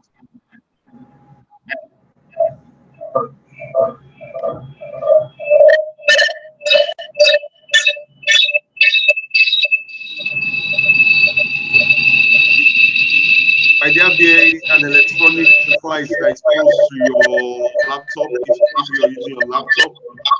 You might need to move away from it.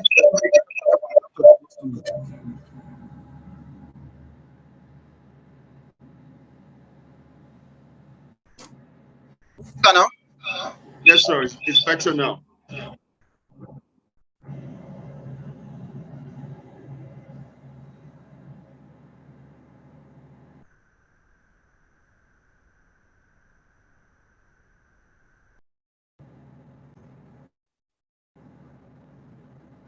You seem to be muted now, sir. No. Oh, okay. Okay, now you're muted. All right. Thank you. Thank you.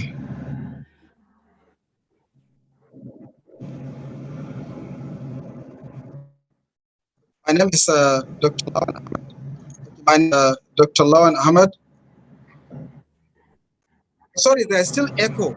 Is it from my end? There's still echo. Is it from my end? From what I'm seeing here, sir, it's like you're logged in on two different devices. I'm seeing one with a video and one without a video. So I don't know why that is so. It's like you're logged in on two different devices. Okay, one has gone off. Okay, please give me time. Let me just maybe if you have next speaker, you can start to. I will exit. You're very clear now, sir. The other one has gone off, and now you're sparkling clear. Now it's better. Yes, it's very, very better now, sir. So you can continue. All right. Sorry for that technical. No problem, sir. So my name is Lawan Ahmed. I'm here on behalf of AG Nida, Alan Kashif Inoa, Abdullahi, who is currently engaged in another national assignment. So I'm here to represent him to attend this important event. Permit me to stand on the existing protocol. With His mercy and blessing be upon you all. And good afternoon, all. Is it clear? Hello? Hello? Yes, go ahead, sir. We can hear you, Dr. Lawan. Go ahead, sir. All right. Okay. Permit me to express my appreciation to the leadership of this organization for the invitation to be part of this historic event.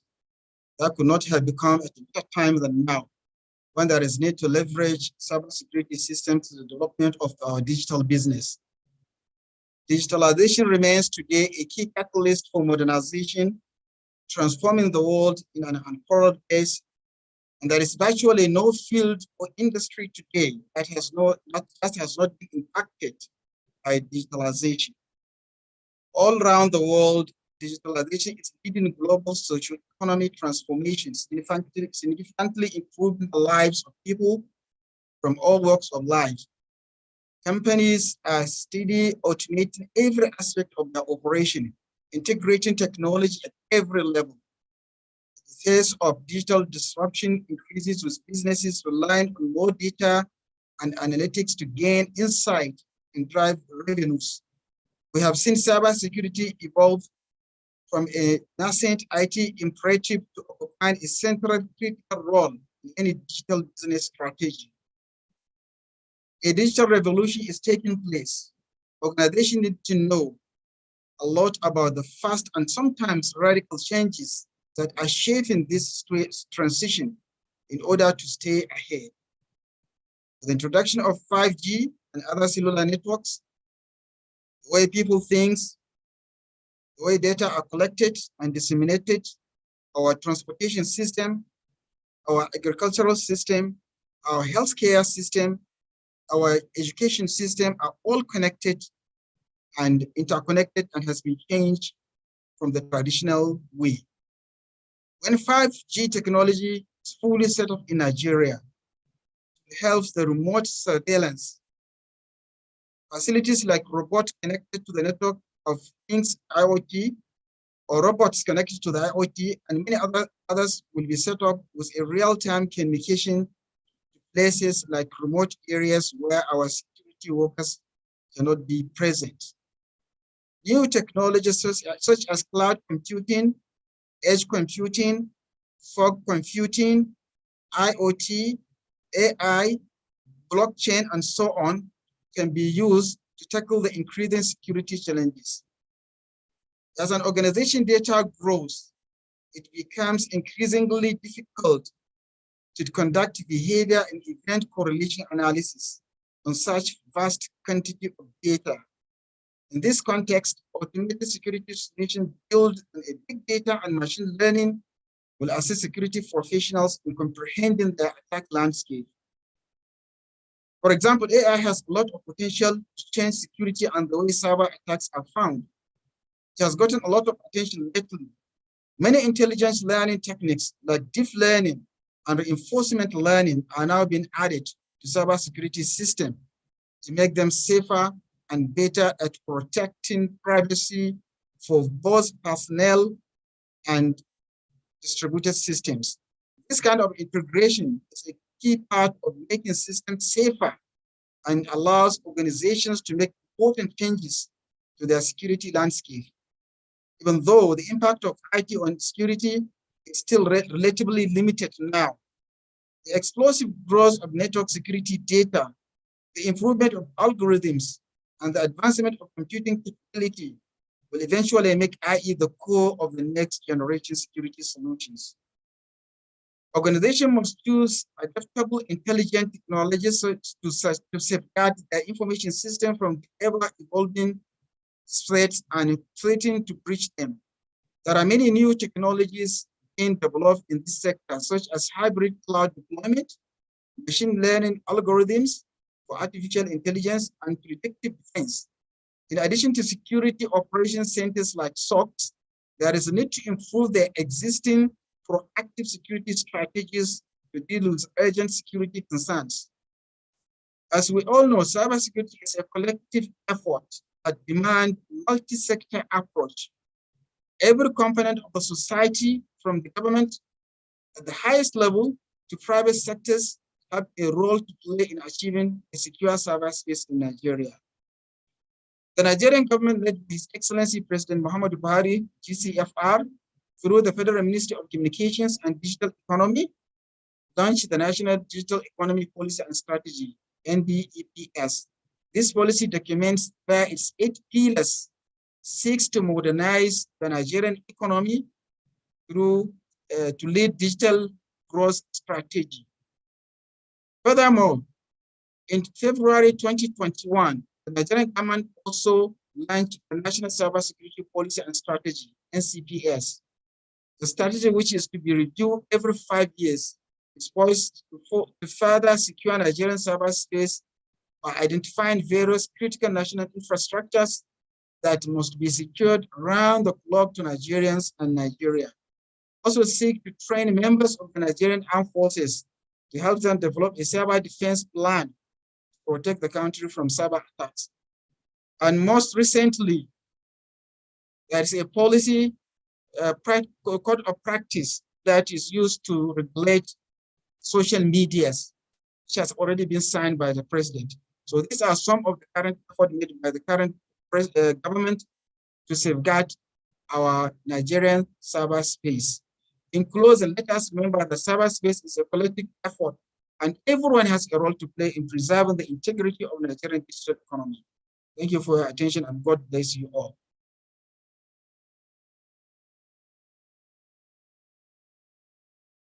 Thank you very much, sir. Thank you very, very much, Mr. Dr. Lawan A. Mohammed, the Director of Cybersecurity, NIDA, for that wonderful delivery. Thank you for being part of today's program, sir.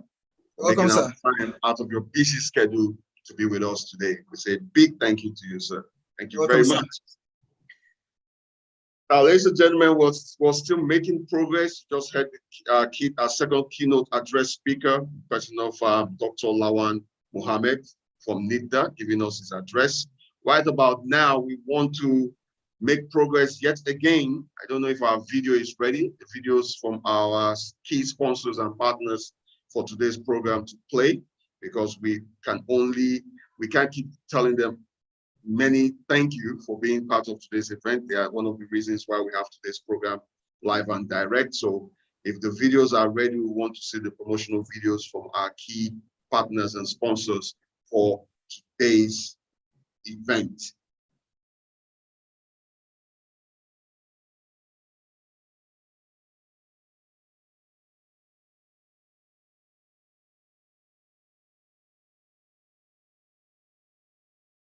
Still looks like we're still having some audio issues, video, but right now on your screen, you're seeing the promo video from one of our key sponsors today. But we're still having issues with the audio. Very sorry about that.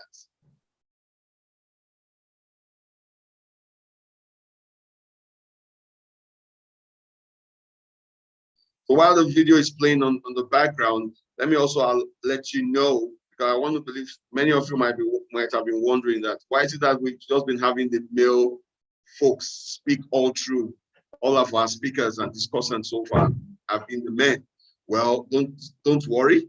The next session that will be coming right any moment from now, you will have a female representing us in the remaining 2 sessions that we'll be having before today's program comes to an end. So you want to stick around to see to be part of that session. We'll be having the session on empowering Africans to fill the global cybersecurity shortage. And let me take on something that one of our panel discussants mentioned earlier. That's the person of Ambassador Alexander Anago, the Executive Council member and Ambassador Chief Data Center Institute of Information Management, IIM Africa.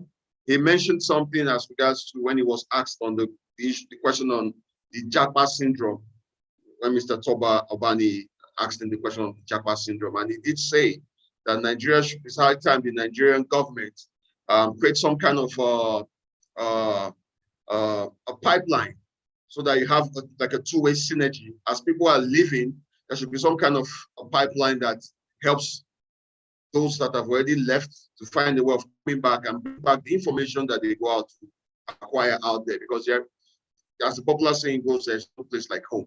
So no matter how people leave the shores of Nigeria, no matter how people jackpot, so to speak, there will still be this need, this urgent need at some point in their accomplishment to want to come back, to give back to society.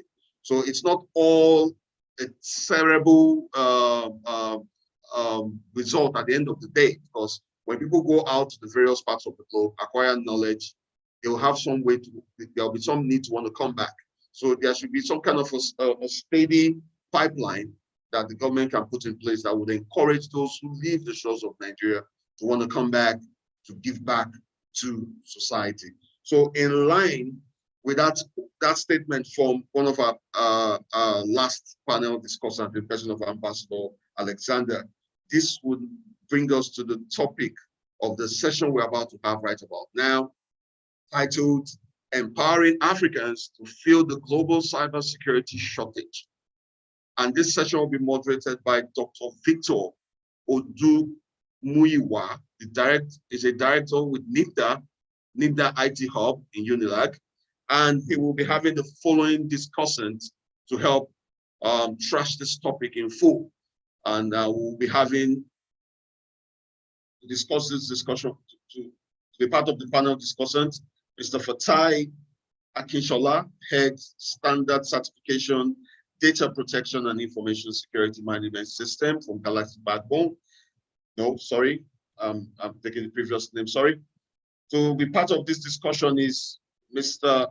Umar Saad, Vice President of CISEN, and Mr. Olamilekan Toyib, former President, National Association of Computing Students. And also to be part of this discussion is Igbinoba Yabosa, Project Management Specialist, Cyber Comercio Limited. And the next lady that will be part of this discussion is Elizabeth Kolade, Cybersecurity Professional, Federal University of Technology, MENA. So ladies and gentlemen, right about now, I want to implore you to give your undivided attention to the moderator of the panel session number 3, empowering Africans to fill the global cybersecurity shortage, in person of Dr. Odumuyiwa from NIDA. Sir, you have the floor. You're welcome. Yeah, good afternoon, everyone. Thank you for this session, and thanks for the conference. And I've been enjoying all the different discussions going on so far, right from the beginning. And it's a privilege to be here. And thank you, Comercio, for putting all this together. And thank you, our MC, let me put it that way. Thank you for the good job you are doing. And so for this session, we have just 5 minutes to discuss. And I'll just quickly raise some facts, some statistics, then I'll allow the panelists to kind of provide us insight and give us some information, and also whatever they want to tell us that can help us to bridge this gap we're having currently. So before I call the panelists, I'll just share my screen and present some of the information we have. Yeah, of course, it's not a new thing to us. We all know about the 4th Industrial Revolution, and we know it's characterized by tremendous progress in digital technology and innovation. And we know very well that today, digital infrastructure underpins nearly every aspect of life, from education to mobility, healthcare, every other thing. And so as digitalization is increasing, we know that consequently, crime will move to the cyberspace, and the crime will increase.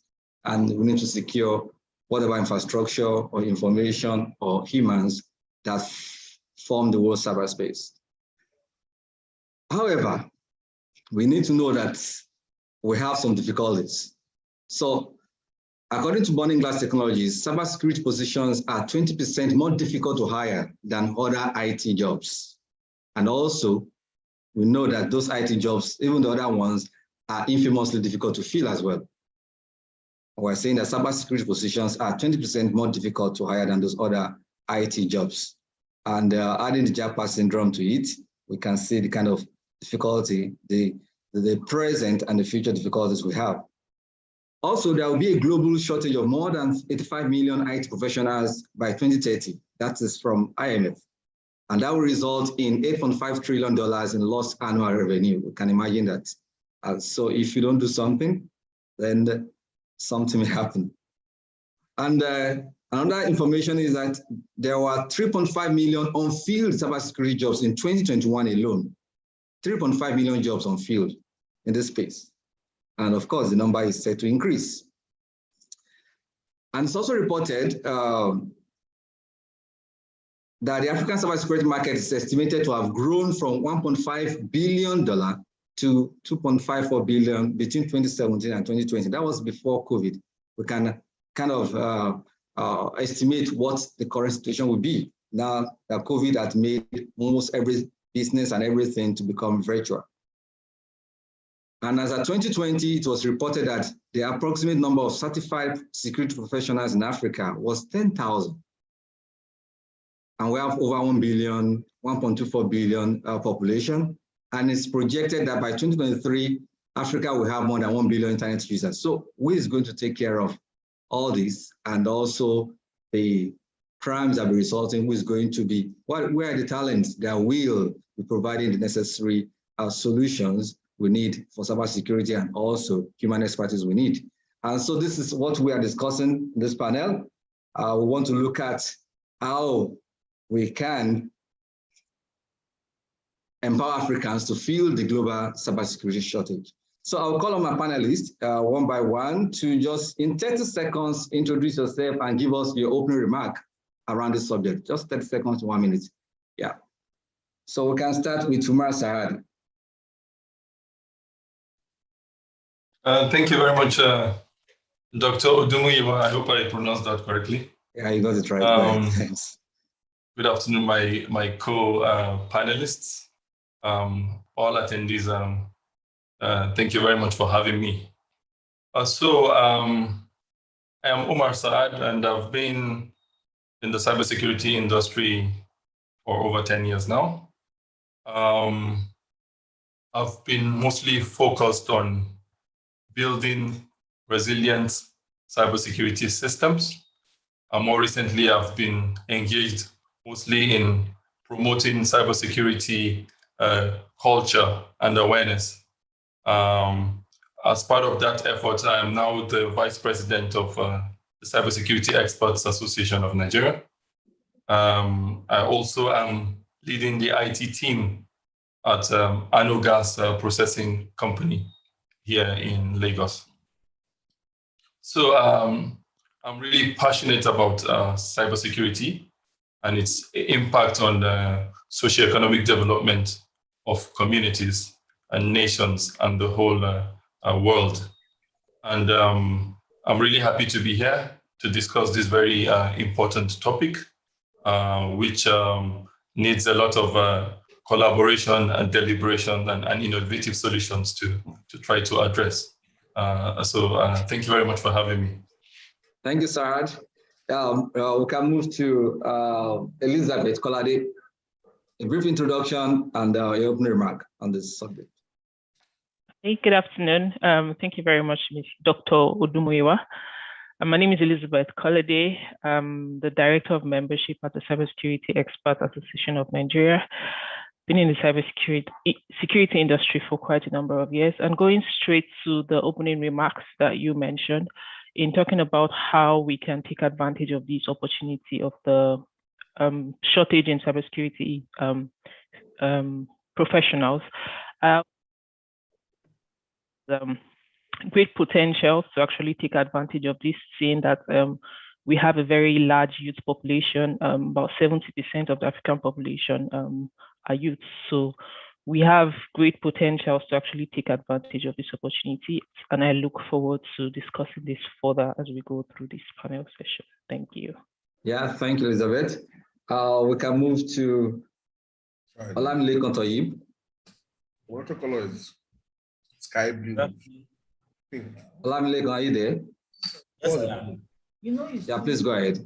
Brief introduction and your opening remark, please. The best scope documents. BCMS is my meta. Okay. ISMS is like the word is the way I'm comfortable. Okay. Maybe we move to Ibinova Yobosa while waiting for Olamide. I think there is a little challenge there. So good everybody be here. My name is Yobosa. Project specialist for cyber commercial, and I'm currently all cybersecurity related projects.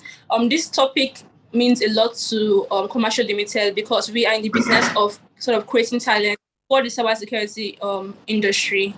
We have a community of cybersecurity enthusiasts, and we are in partnership with a lot of cybersecurity service companies to provide cybersecurity services to our clients. We also partner with organizations to sort of help fuel the cybersecurity. So this topic or this panel discussion means a lot to our company, and we are a key stakeholder, and we hope to be a key stakeholder in filling that cybersecurity shortage. Thank you. Yeah, thank you, Bosa. Okay, I think Olamilekan is back. So Olamilekan, you can go ahead. Yeah, you have the floor. Okay, can you hear me now? Yeah. Okay, thank you very much. I am Olamilekan Balade of computing students with NACOS, which is the umbrella body for all students in Nigeria studying computing or IT related courses. Cybersecurity is something I've always loved, and as a student, and even before I became an executive or national president of an association. And I can tell you that this is something we are not taking with an iron hand, because at the moment in Nigeria, we are currently dealing with something we are not aware of. Because I was reading a report and I heard that about. I don't know what you are training. Sorry, host, help us to mute our ambassador, please. Host, please help us to mute one of the panelists. Ambassador, please. Thank you. So if you look at a report saying in 2022, they said 52% of companies in Africa believe that they are unprepared to handle a large cyber attack, and I can accept that, because if you look at what TechCabab actually published a report a couple of months ago, and they said Africa loses about $4 billion annually to cybercrime, and this is something we are yet to handle. How many cyber experts do we have in Nigeria? I think you mentioned it earlier while you were giving your introduction. We don't have enough. So are we prepared to even build talent that would actually curtail some of this cybercrime we are looking at in the future? So I hope to have any beautiful discussions with the other panelists. Thank you. Yeah, thank you. Unfortunately, we don't have enough time. So it's been a very good time to look at all these challenges and look at and profile solutions. But within the short time we have, we're still going to try. So I'm going to start with the question on, are we even ready in Africa? So I think Humar can help us to start on this question. How ready is Africa for the new digital age in terms of evolving security concerns? We can see a lot of complaints. People complaining about, okay, somebody has stolen your phone and your SIM card, and all of a sudden you just discovered a lot, and all your money gone. So many other things are happening. So are we ready for this new digital age in terms of evolving security in Africa? So what do you have to say about that? Okay, thank you, Dr. Odumiwa. So as alluded to earlier by Elizabeth, Africa has a tremendous potential in terms of our technological progress, as well as the spread of digital technologies. And this is especially because of the number of youths we have in our population.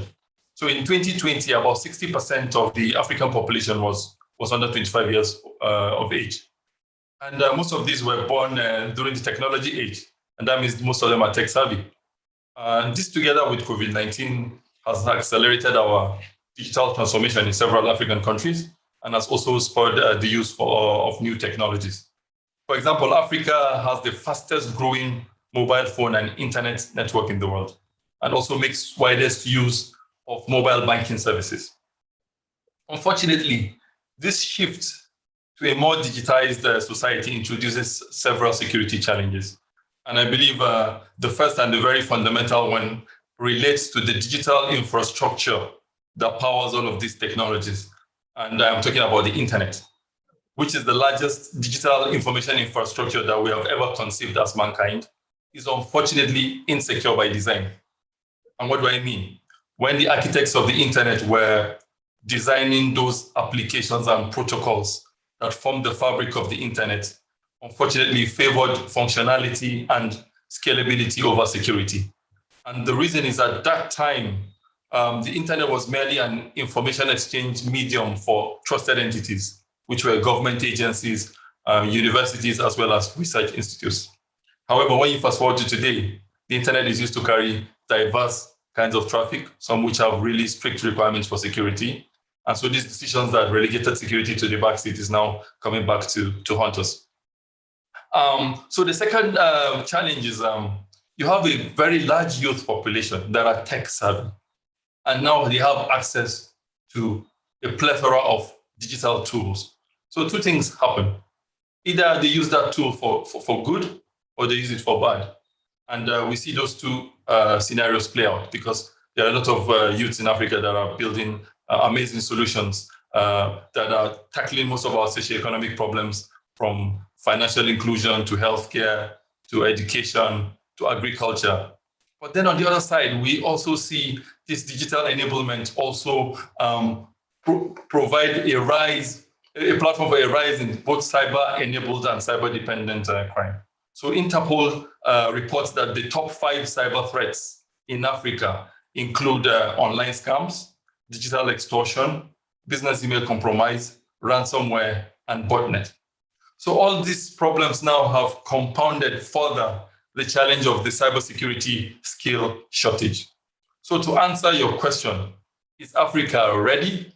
Well, I think there is a lot that needs to be done for us to be ready. And I believe forums like this help us discuss these issues and listen to diverse, creative, and also innovative ideas about how to address them. Thank you very much. You're muted, Dr. Olumide. Thank you. So you mentioned a lot of things and you've shown us reasons why we are not ready. Yes, but you also make it positive that we have what can make us be ready. So now let me just put another question, maybe to Elizabeth.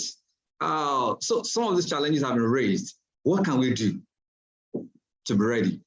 What can we do? Thank you very much, Dr. Odumuyo. Forgive me. Like Mr. Umar has rightly said, we're lacing our boots, but there is definitely a whole lot more that we need to do. And one of the things I would say we need to do is, first, we need to prioritize security. Now, while I understand that here in Africa, we have more pressing issues that we need to give attention to, I think it's also important that we prioritize security and see security as something that is very, very important. And this is one way that we'll be able to cling on to some of the opportunities that are coming up in this space.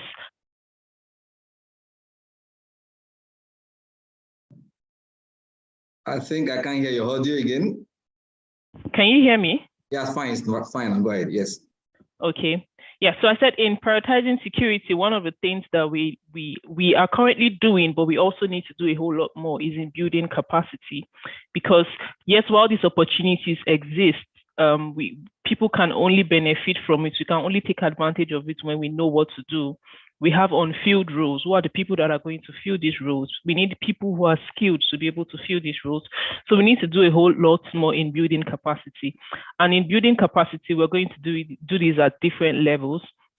First, we need to push policies that enables us to start building capacity from very foundational levels at our school systems, secondary education, pushing it into our university curriculums, and all of that.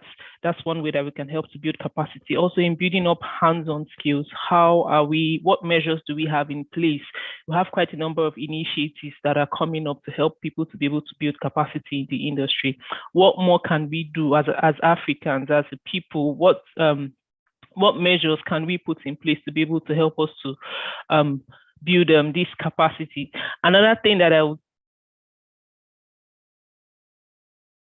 You're muted again. The audio is not coming out again, sir.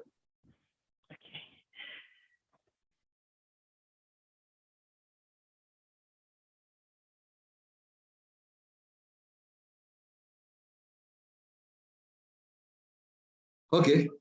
So don't worry. Try to. Can you hear me now? Okay. Yeah, you're back. Yeah. So maybe just try to wrap Hello? up in 10 seconds. Yes, fine. You can hear you now. Okay. Sorry about that. So I would just help us wrap up that answer in the next 15, 20 seconds. Okay, I'll just ditch my headset. Yeah, so I said one other important thing that we need to do in prioritizing security is the need for us to be able to invest in research and development. This is one way that we'll be able to latch on to some of these opportunities. Let's invest in research and development in our university so that we can be able to come up with solutions that we can put into the industry and take advantage of some of these opportunities. The cybersecurity industry estimated to be worth about $400 billion US. 400 billion US dollars in a couple of years. So let's be able to push solutions into this space, we can no longer afford to just be consumers of technology and some of these solutions. We need to be developers and producers and see how we can the solutions. Thank you. Yeah, thank you. We'll still come back to you. Yeah. Now, earlier I mentioned that we have 10,000 certified, as a 2020 certified cybersecurity professionals in Africa, not Nigeria, it's Africa. And we have over 1 billion population in Africa. And in 2023, they're estimating that we have 1 billion internet users. So my next concern will be, what are the challenges related to raising talent in the cybersecurity space in Nigeria and Africa? What are the challenges we're having? You've mentioned some, but I think maybe Tohib can also mention some. What are the challenges we are observing? Okay, thank you very much, Doctor. Yeah. Firstly, I want us to put it this way. Africa as a whole, just like you mentioned, that as far back as I can know, 2018, the report was that the figure was actually at. We are also not 7,000. That was the figure, like it was 7,000, and as at 2020, that was 10,000. So that's just like a 3,000 growth. That is not even what we need at the moment. And one thing I want us all to have at the back of our mind is that cybersecurity is a bigger threat to the world than even COVID. But we are yet to discover it, because by the time it hits us, we are going to be, there won't be anybody to actually rescue us, because cybersecurity is not killing anybody, and we are not taking it with an iron hand. I can assure you that I got a report from one of the generational banks in Nigeria that is actually dealing with a 2 billion naira active fraud at the moment due to cybercrime. 2 billion naira. This is actually something big, but because the news does not cover it, they don't want these things to go out. I think we're actually losing out on cybersecurity. And I can tell you, one of the first things I would actually advise. How do we tackle it? How do we go about it? Talent, I think we need to go about orientation. We need to reorientate our people. Orientation is key. I could remember when COVID started, even the market woman, the person selling the malam selling agbalumo knows about COVID. But how many people know about cybersecurity, cybercrime, or cybersecurity in Nigeria? If you mention cybercrime, the first thing that goes to everybody's mind is Yahoo Yahoo. Nobody wants to say, nobody knows more than Yahoo Yahoo when it comes to cybercrime. But there's more to cybercrime than just Yahoo Yahoo. So I think orientation is the key. We lack orientation in Nigeria. And I think this is something the government, maybe through the National Orientation Agency, should do. We need to get everybody involved. We are all involved in cybersecurity. We need to be secured. We need to ensure that everybody at every point in time, we are secured, our data are secured. So orientation is the number one priority for me. And I think if we do that right, if we get that right at every level, from primary school, the kids, the secondary school level, the tertiary, even tertiary institutional students, some of them don't even know that they are vulnerable, or there's something called cybersecurity, or there's something they need to secure about their own personal identity or personal life. So I think orientation, we need to reorientate our people, and I think that is it for me. Thank you. So orientation in terms of security and orientation in terms of opportunities, because we have a lot of job opportunities here. And people are not, maybe because we don't have enough, what would I say, maybe training institutions, people that train risk talents. You know, most of the universities, I don't know the number of universities in Nigeria that offer cybersecurity as a degree. And apart from that, how many training institutes have like 3 months training, 6 months training to raise talent? So I think orientation should go in that direction as well, that we have a lot of opportunities here and we don't have people to fill up the space. So now let me go to you, Bosa. What are the current and future opportunities in the cybersecurity space that young Africans can latch onto? We as a country, as a continent, we have a very high youth percentage in our population. So how can these young Africans latch onto this opportunity? What are the opportunities, the current and the future one, and how can they latch onto them? All right, everybody, once again. I remember thinking about that question, and one of the things that came to my mind was that we all know that the digital age is evolving very quickly, and with that comes equal cyber attacks. So one of the things I actually thought about was the fact that there will always be opportunity, because digital age keeps evolving. There will always be a need for cybersecurity personnel, for cybersecurity enthusiasts. So one of the ways that our youth can basically benefit will be the fact that there will always be opportunities, employment opportunities in cybersecurity spaces. Another way that youths can actually have an advantage in the cybersecurity sector would be to set up their own companies.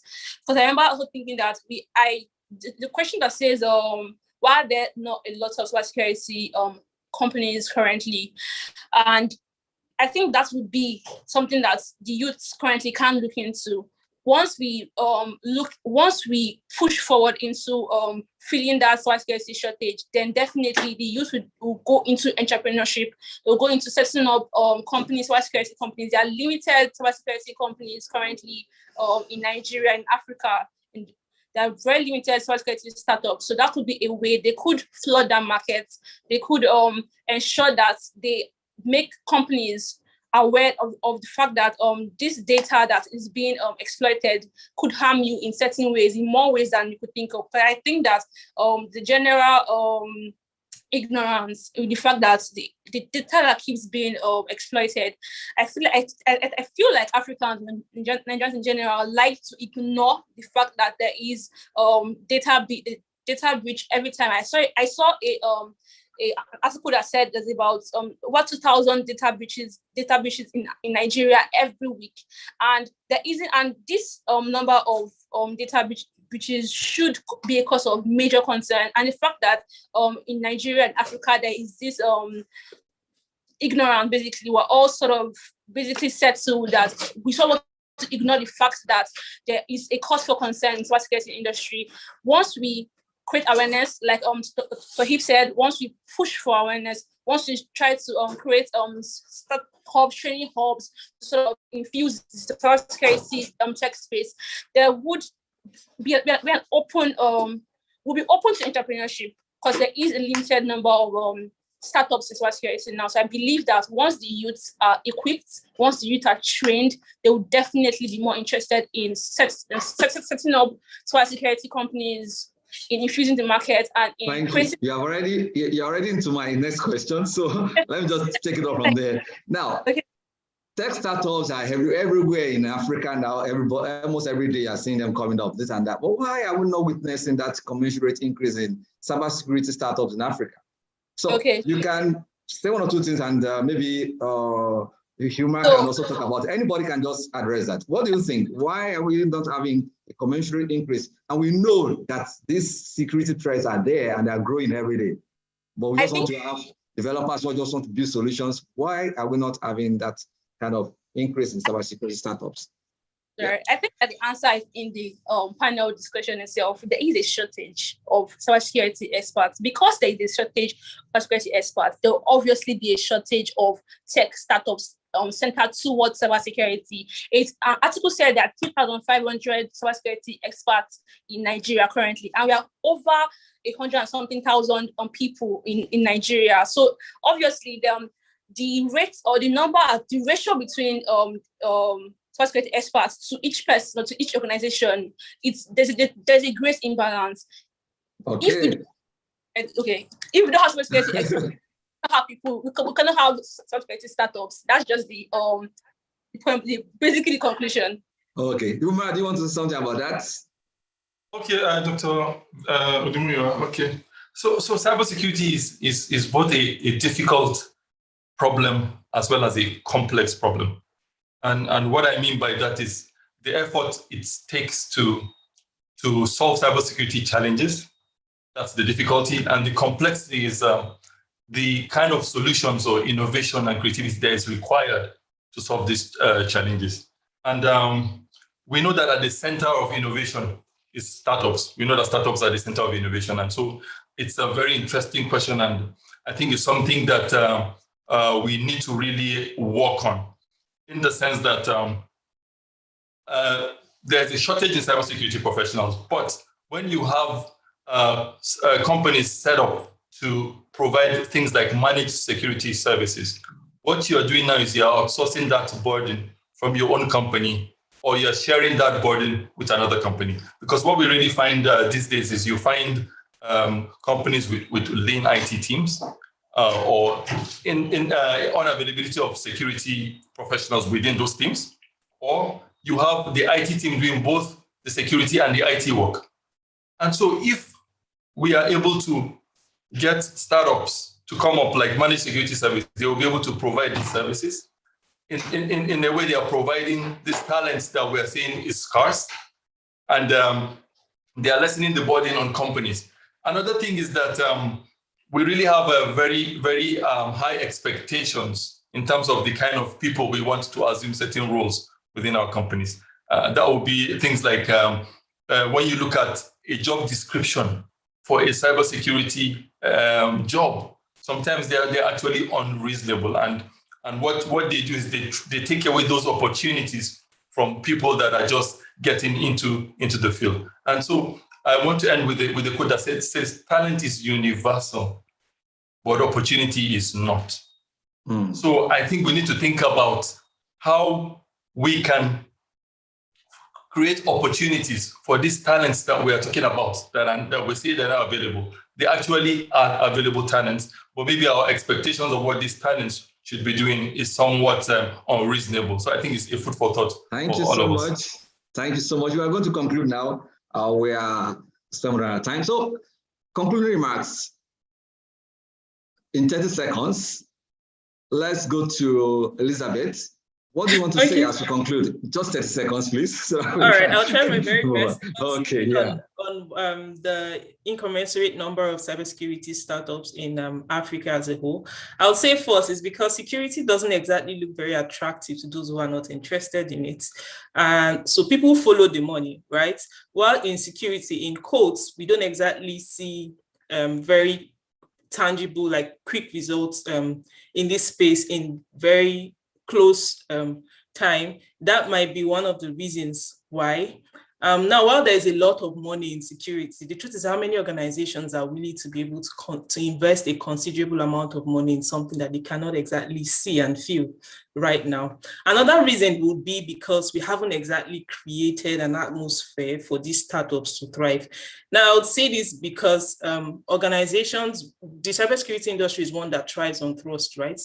We see top-level organizations that would rather go with an organization that has a track record, which is understandable, than to do something with a startup that is coming up maybe in Yaba. I'm really, really sorry. And in addressing that, I think one of the things that we can do, like I mentioned earlier, we need to invest in research, development, and innovation so that we can be able to come up, together with university, come up with programs and see how we can be able to come up with some of these initiatives.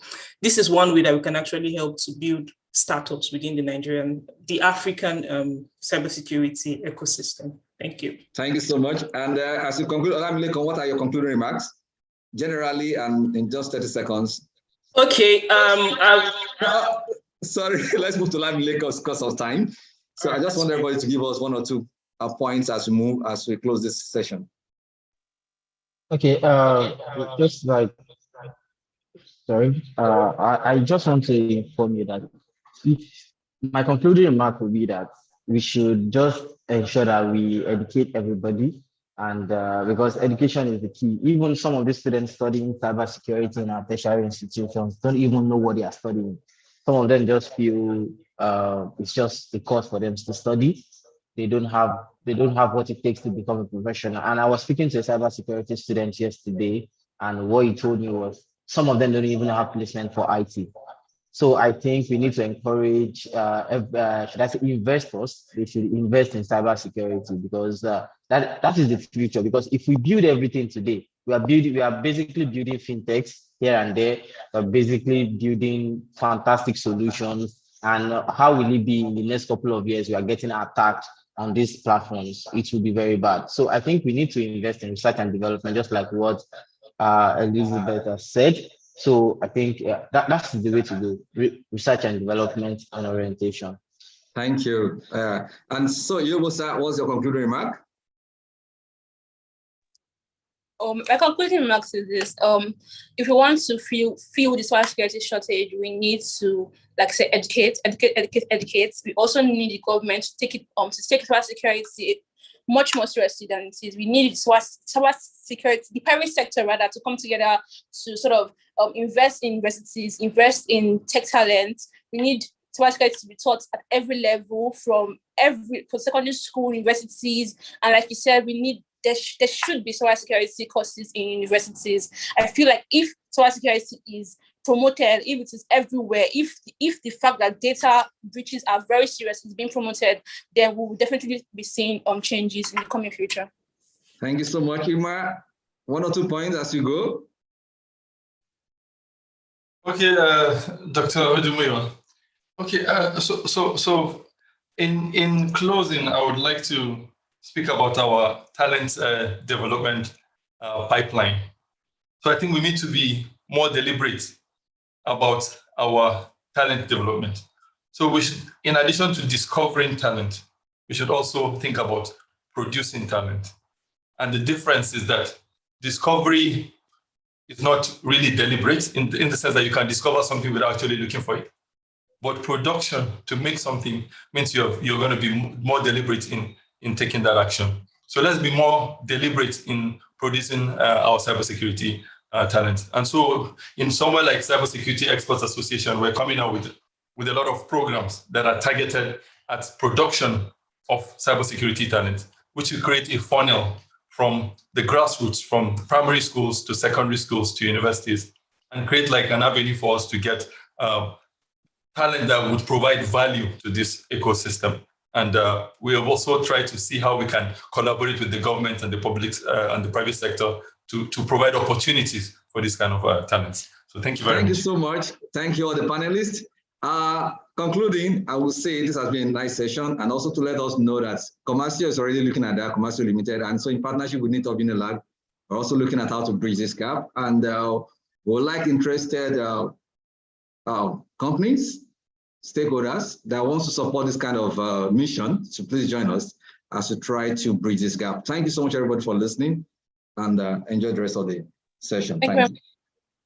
Yeah, thank you.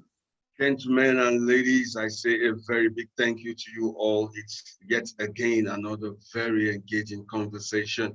Thank you very much, Dr. Odumuyiwa, Director, National Information Technology Development Agency, IT Hub, Unilag, and your co-panelist, Umar Saad, Vice President of CISEN. Also want to thank Olamile Kontoyi, former President, Nigeria Association of Computing Students. And of course, the two amazing ladies that were part of the panel discussion, Igbinoba Iyobosa, Project Management Specialist, Cyber, Comercio Limited, and of course, Elizabeth Kolade, Cybersecurity Professional from the Federal University of Technology, Bina. Thank you all for being part of this third panel discussion. And you see why I tied it to the conversation or the statement from one of our earliest panelists, Ambassador Alexander, when he made comment on the Japa syndrome. And of course, to also pick something from what Mr. Umar Saad said in his closing remark, we have to be intentional, especially the government. I mean, the likes of China and India are where they are today because at some point the government of those two nations were very intentional in exporting their people. So the Japa syndrome we talk about here in Nigeria did not start with us. As a matter of fact, we are trailing behind. China at a point in time, and even up to today, we're exporting their people intentionally to go tap resources from all over the globe, both knowledge-based, and bring it back to develop China to what it is today. So we too today can be intentional, especially as from the government standpoint. As people are leaving, we can actually make it some kind of a revenue, intentional revenue generator. When they go out to acquire this knowledge, you bring it back. I mean, statistics have also shown that some of the leading brands today in the tech world that are doing amazingly well within the Nigeria ecospace were young Nigerians that acquired knowledge from foreign lands, not within Nigeria, but from foreign lands. And after acquiring that knowledge, they brought it back. So it became an asset. So you see why I mentioned earlier that the Japa syndrome can actually be an added advantage if properly channeled. So thank you very much, ladies and gentlemen, for that wonderful, wonderful panel discussion. So ladies and gentlemen, right about now, we want to move over to the fourth panel discussion today. And it has the topic, challenges of transnational coordination and collaboration. They say if you want to go fast, go alone. You want to go far, go together. So this topic will dwell extensively on how collaborations and partnership can actually help build a formidable tech ecospace that can be beneficial to the whole of Nigeria as a whole. And to moderate this session is no other person than Ninilola Adeyemi, cybersecurity advocate. And the following individuals will be part of the panel discussion. We have Dr. Maki Idowu, MD of Express Payment. We saw Express Payment video earlier, even though we did not hear the audio. And we also have Orlando Odunide Odejide, managing partner of A4S Audit Advisory, Assurance, and Assessment Services Limited. So ladies and gentlemen, you're all welcome to this final panel discussion. So right about now, I want to invite Ninilola Adeyemi to take the floor. Welcome, madam. Thank you, Williams. Good day, everyone. All protocols observed. It's been an interesting session, and you know they always say the best. You leave the best for the last. Sure. So it's interesting that we've talked about blockchain, we've talked about digital currency, we've talked about cloud, security. We've talked about how to empower Africa. And to round it up, we're looking at the challenges of transnational collaboration and coordination as it relates to cybersecurity. Africa, just like the rest of the world, you'd agree with me, is also witnessing a lot of reports when it comes to digital threats, malicious cyber activities and all of that. And so today, the panel will introduce themselves, and we'll start with a couple of questions that would, make the session very interesting. So I'll start with Dr. Idowu. Dr. Idowu, can you please introduce yourself? Thank you. Good afternoon, ladies and gentlemen. My name is Maki Idowu, the MD CEO of Express Payment Solutions. Prior to joining the fintech industry, I used to be in the banking industry where I spent 28 years. And I'm not a cybersecurity expert, but I'm a user. So as executive director of operations and IT in the bank, we had to, of course, encounter cybersecurity challenges and handle them. Moving out to the fintech industry, we also have to be aware of all that. So yes, I'm more of a user and somebody trying to prevent the cyber criminals from attacking the companies I work with. So nice to be here. Thank you.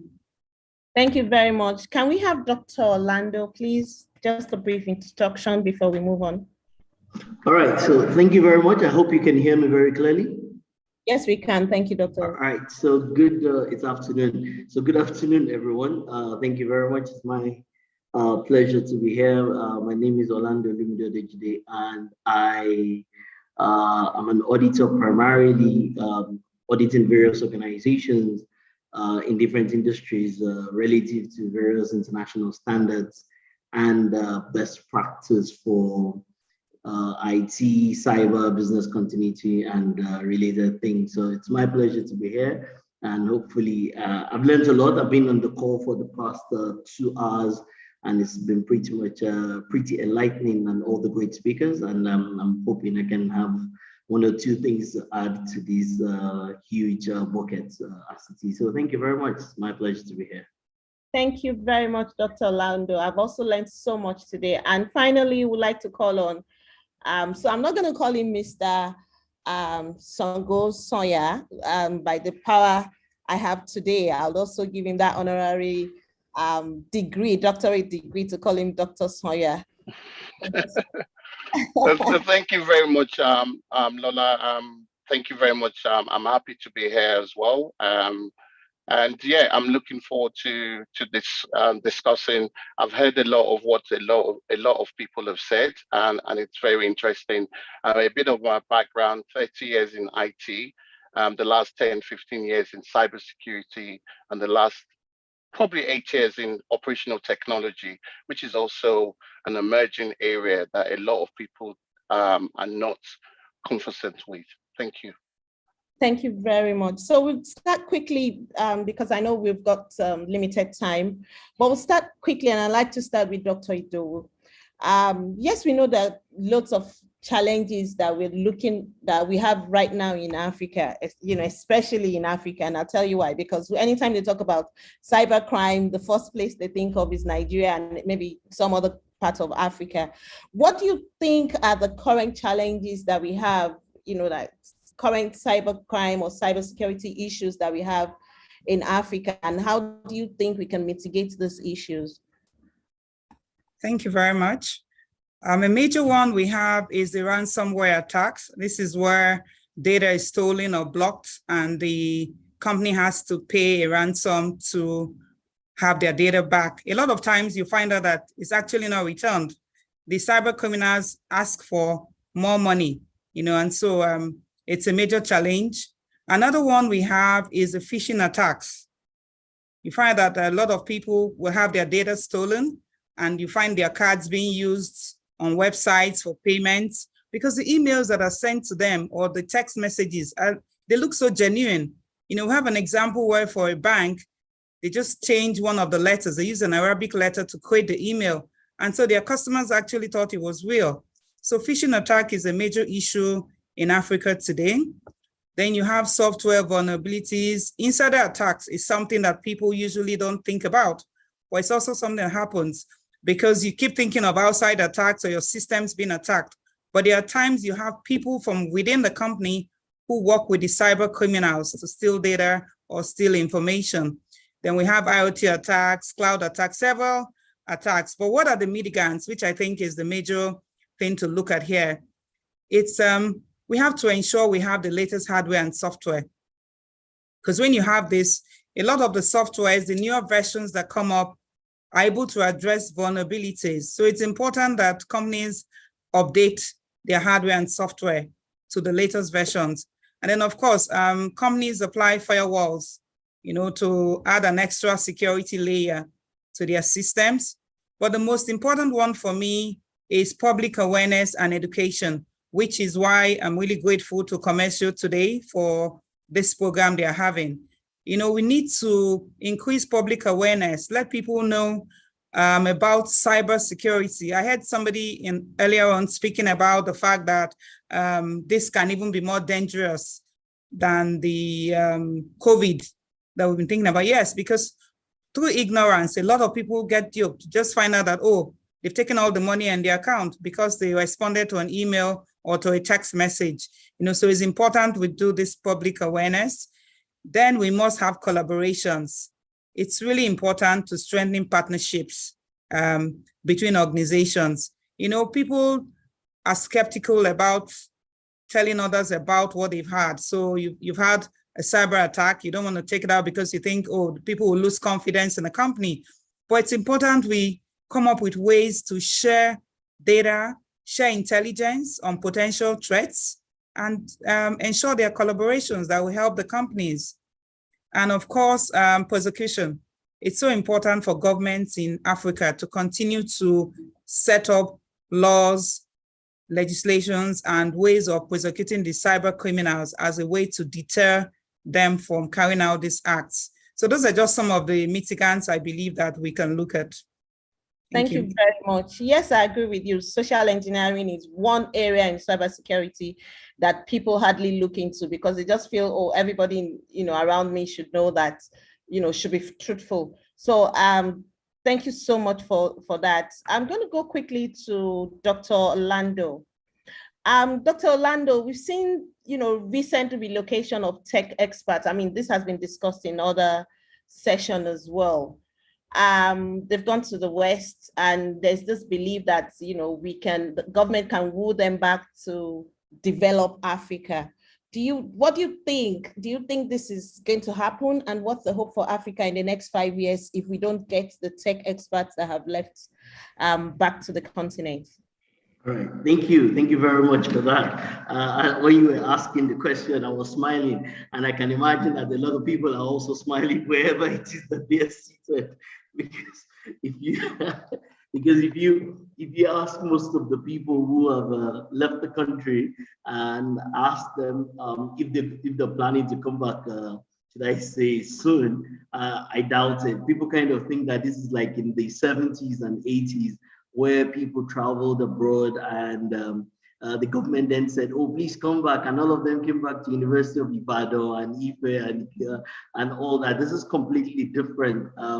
You see people who have great jobs in Nigeria. Some of them are senior managers or AGMs in banks, and they're relocating. So when they relocate, they don't necessarily even make as much money as they were making in Nigeria and things like that. So it's not really because of money or anything that people are leaving. It's just because people are not very happy with the, should I say, the environment, both the economic, security, and every other thing that is tied to the environment. So it's not very likely that a lot of people who are leaving will come back, except the state of the nation in itself gets significantly better. So we shouldn't really be thinking about that. Nevertheless, there are definitely ways to collaborate. And I think the focus really should be on collaboration, because in this modern day, people can come from wherever they are or stay wherever they are, and they can collaborate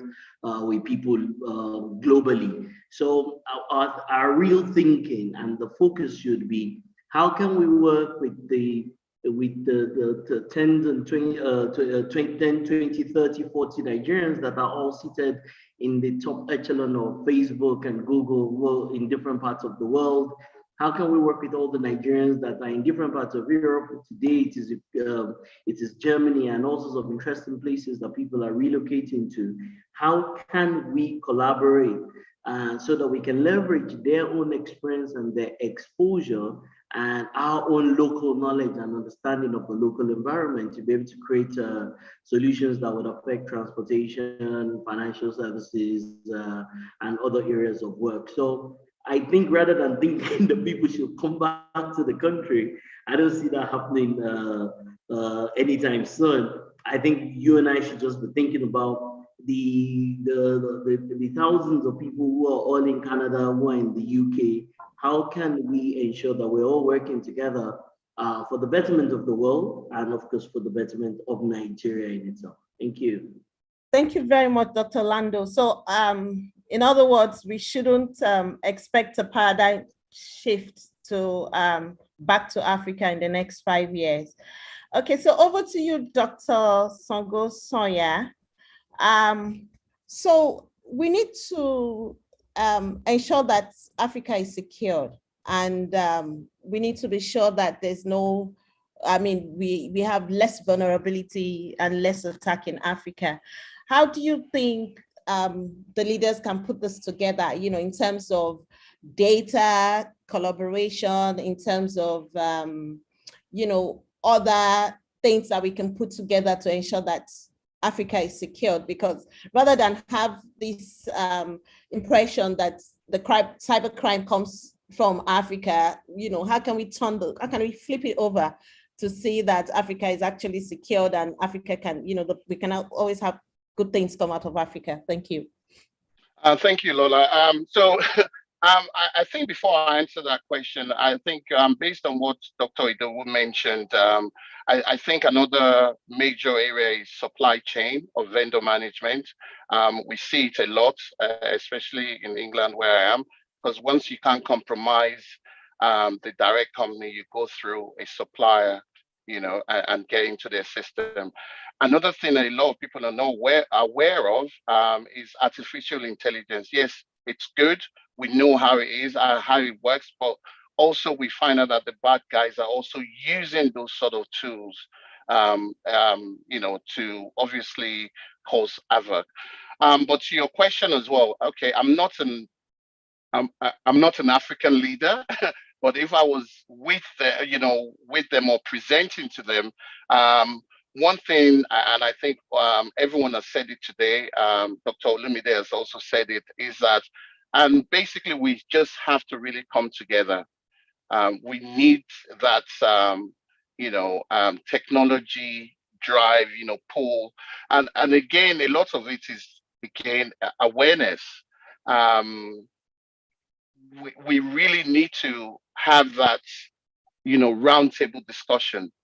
And we know this is it. I mean, basically, we are going to be, either we like it or not, and we've said it today, that a lot of banks, banks, oil and gas, or whatever, they've gone through all this cybersecurity experience, as in terms of threats, vulnerability attacks, or whatever you want to say. But again, this is a starting point. We're talking about it, and I think we can and should continue.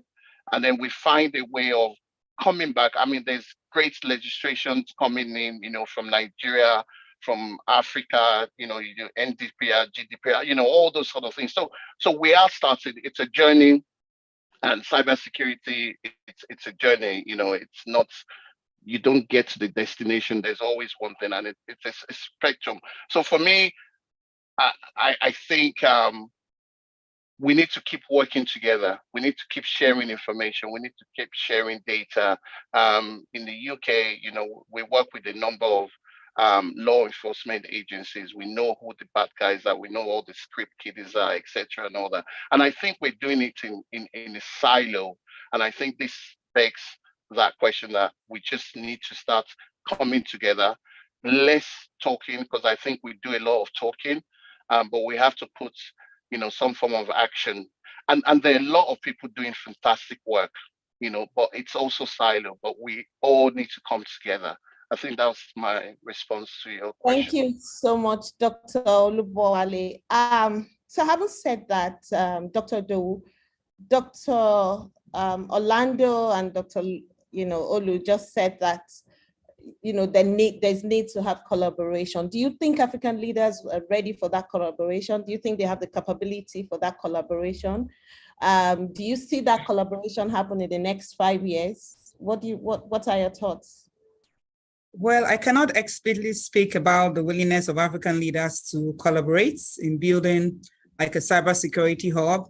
However, it's my advice that they do. But what I do see happening, which is already happening, is that you have other parties building on this within the continent. So you have like the central banks cooperating, working together to ensure that they can share data, they can collaborate together.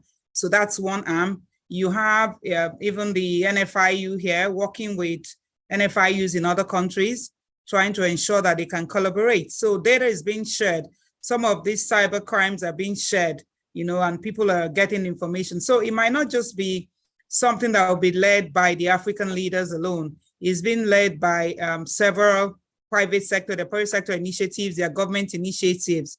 But in terms of really the leaders, I think we need to get them more aware. I'm not so sure how involved most of the African leaders are in cybersecurity. I guess they are looking more at raising more money, economic issues, but forgetting that the cybersecurity, it's a major threat to even the existence of governments. We've seen where today they've stolen information belonging to governments, critical information. I remember there was a country recently that they had ransomware and they were shut down. Part of it was the electricity that was shut down, and it affected the whole country. So it's really important that African leaders start to take this more seriously and give it more attention. And I believe that that will work. And we have a recent example, which is being championed by Nigeria in the Northeast with Cameroon, Niger, and Chad. So we'll see a lot more cross-border collaboration on cybersecurity initiatives. And I believe it's a must. We must get to that level where we cooperate a lot more. As I've said, collaboration is really key in dealing with cybersecurity in the region. Thank you very much, Dr. Idowu. So, so that takes me back to my dream and my, hopefully, an ambition I wish to see before the next 5 years. I'm hoping that for sometime soon there'll be like a cyber hub in in Africa, and obviously it's going to be in Nigeria, you know, being the largest and the biggest country in Africa. So I'm hoping that there will be that cyber hub where, you know, the entire continent can actually, you know, have that collaboration and share data and all of that. So talking about sharing data, Dr. Orlando, I'm sure if we have this collaboration and we can share data, we'll be able to get rid or almost get rid of insurgents in Africa, because it's actually moving from West Africa to other part of Africa, African countries right now. We'll be able to get rid of cybercrime as well. So, but then again, do you think that willingness to share data is there? What do you think is actually the issue, or what's depriving African leaders to actually engage and share the, you know, data so they can help fight this crime in the continent? That's over to you, Dr. Orlando. All right, thank you once again. I hope you can hear me clearly. Not exactly, you're kind of far away from your... Okay, is it better now? Can you hear me? Yes, it is, thank you. Can you hear me? Hello, can you hear me? Yes, we can, thank you. All right, great. So once again, I think the strides in different areas, maybe what is missing is some kind of governance entity that will kind of drive how this thing is going to work, especially maybe around ECOWAS or something like that. So I know the police collaborates via Interpol with many other police entities across the whole of West Africa. I do know that because I've done some work with them along those lines. I also do know that what NIDA is doing goes beyond just Nigeria. So I know that the NITA in Ghana is doing some work with NIDA, just trying to see if there can be some collaboration with regards to data protection, which in itself is a key thing. So these things are happening in bits and pieces in different silos.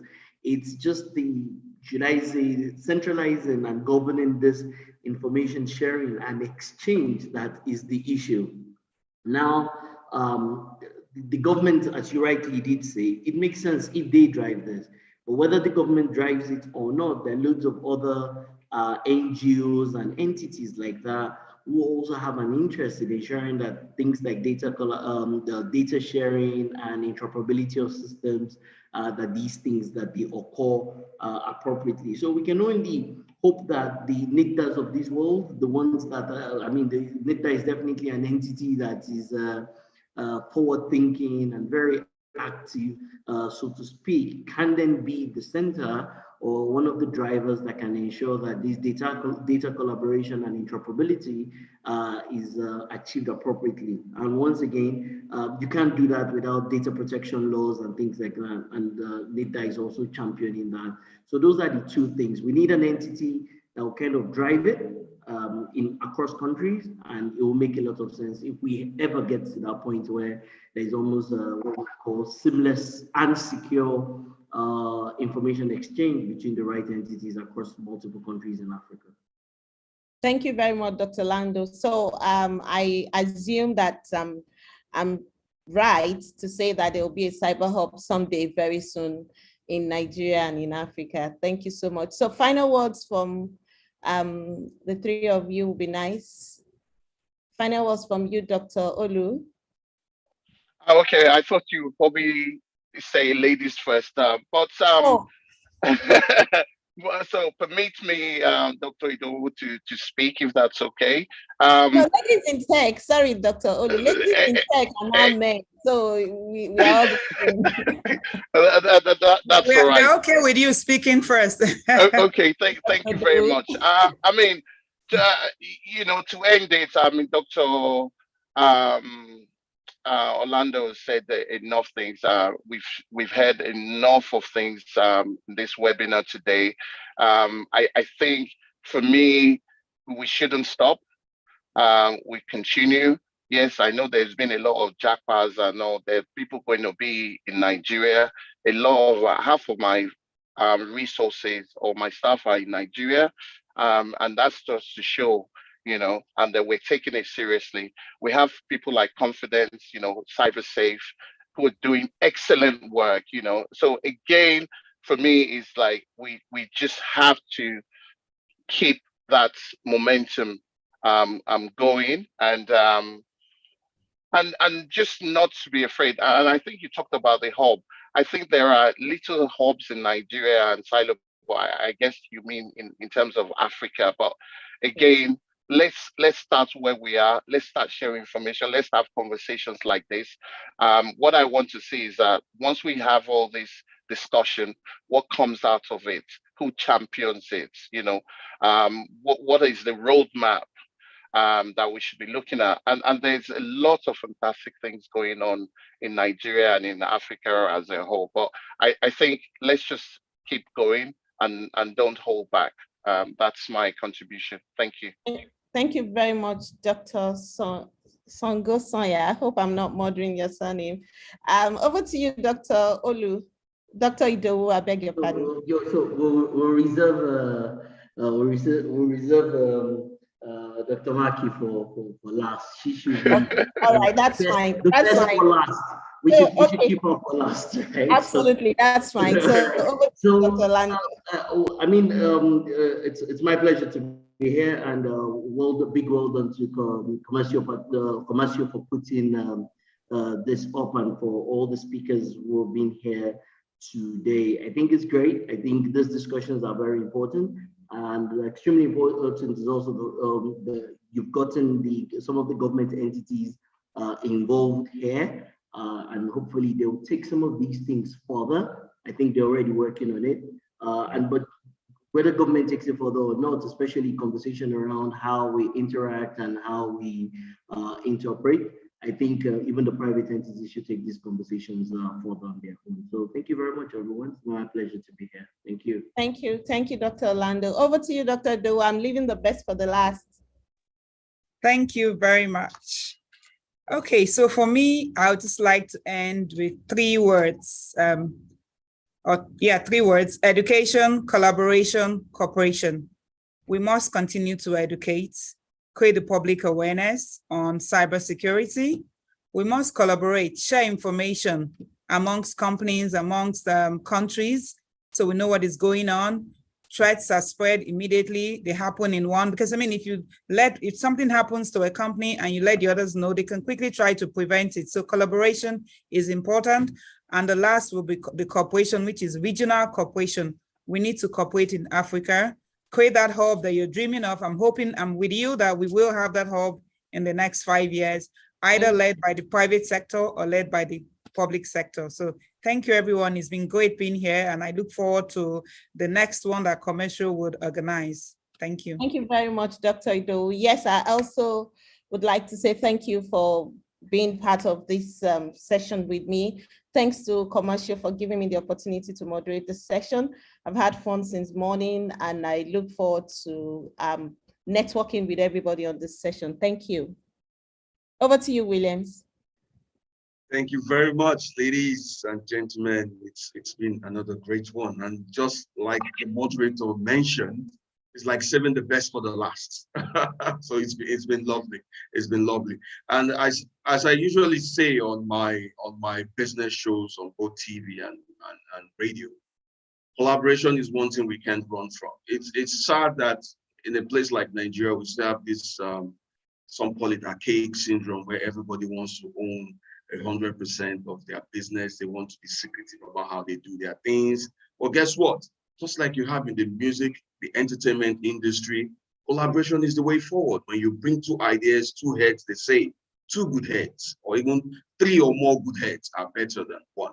So as I said at the beginning, you want to go to a place fast, go alone. You want to go far, go together. So collaboration is one of the strongest weapon we can use as businesses to make things better, both in Nigeria and globally. So thank you very much for this wonderful session moderated by Mihilola Adeyemi, cybersecurity advocate, and of course your panel of discussants ranging from Dr. Orlando Olumide Odejide, managing partner A4S, And of course, this session was brought to you proudly by Express Payment Platform. I want to thank Dr. Maki Idowu, the MD of Express Payments, for also being part of the panel discussion. And of course, Mr. Dr. Olubowale Sangosaya. I remember Doctor was at the last event. It's nice seeing you again at this fourth edition. Thank you for being part of this session. To senior partner Insecure Data. Thank you very much for being part of this discussion. So ladies and gentlemen, right about now, I also want to re-invite, I've been told that Nihilola Adeyemi would be helping to give a final closing remark on behalf of Comercio. I hope you're aware about that, madam. So right about now, I want to re-invite you to do a final take on behalf of Comercio, the organizers of today's event, before I wrap this up. All right, thank you very much. Thank you everyone for staying tuned. We'd like to thank NITDA, Dr. Arul Al-Hassan. Would like to thank all the sponsors of this event. Would also like to thank all the moderators, the panelists. Would like to especially thank everyone that's been part of this session. I'm sure we all enjoyed the session that talked about the blockchain and the digital currency. I'm sure we also enjoyed the cloud security session, the session that talked about empowering African as a continent, and also the collaboration session. We look forward to another cyber awareness month next year, and we hope that you'll all join and we'll together build that cyber hub that we've been dreaming about. Thank you very much, and thanks for joining us on this session. Bye-bye. Thank you very much, Lola Adeyemi, for that closing remark. When I started this session earlier on, I did start with a quote that if it is smart, it is vulnerable. At the same time, if you can't afford security, then you can't afford a breach. So security is one area that we all cannot run from. As individuals, as businesses, we need to invest in security. Cybersecurity is real, and we need to be intentional. The government, all of us need to be intentional. And by working together, we are definitely going to bring about the much needed good that will help not just Nigeria as a country grow, but globally. It's been an honor being with you guys and being the host, the compare for today's fourth edition of the International Cybersecurity and Cloud Conference 2022. My name still remains William Suzombo. I'm a media consultant and a talk show host on both radio and TV. It's been great being your host today, and hope to see you guys again same time when Comercio, of course, gives us the go ahead. Hope to see you guys again in some subsequent edition.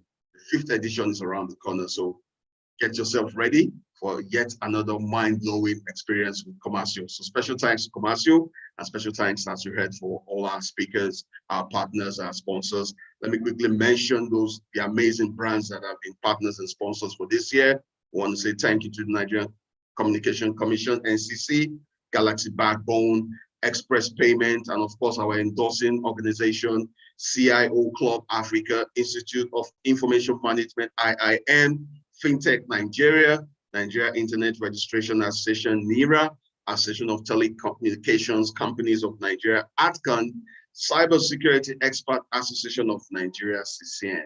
All of you, we say a big thank you and have a blessed day and the rest of your week. Bye, guys. Bye, thank you. Thank you.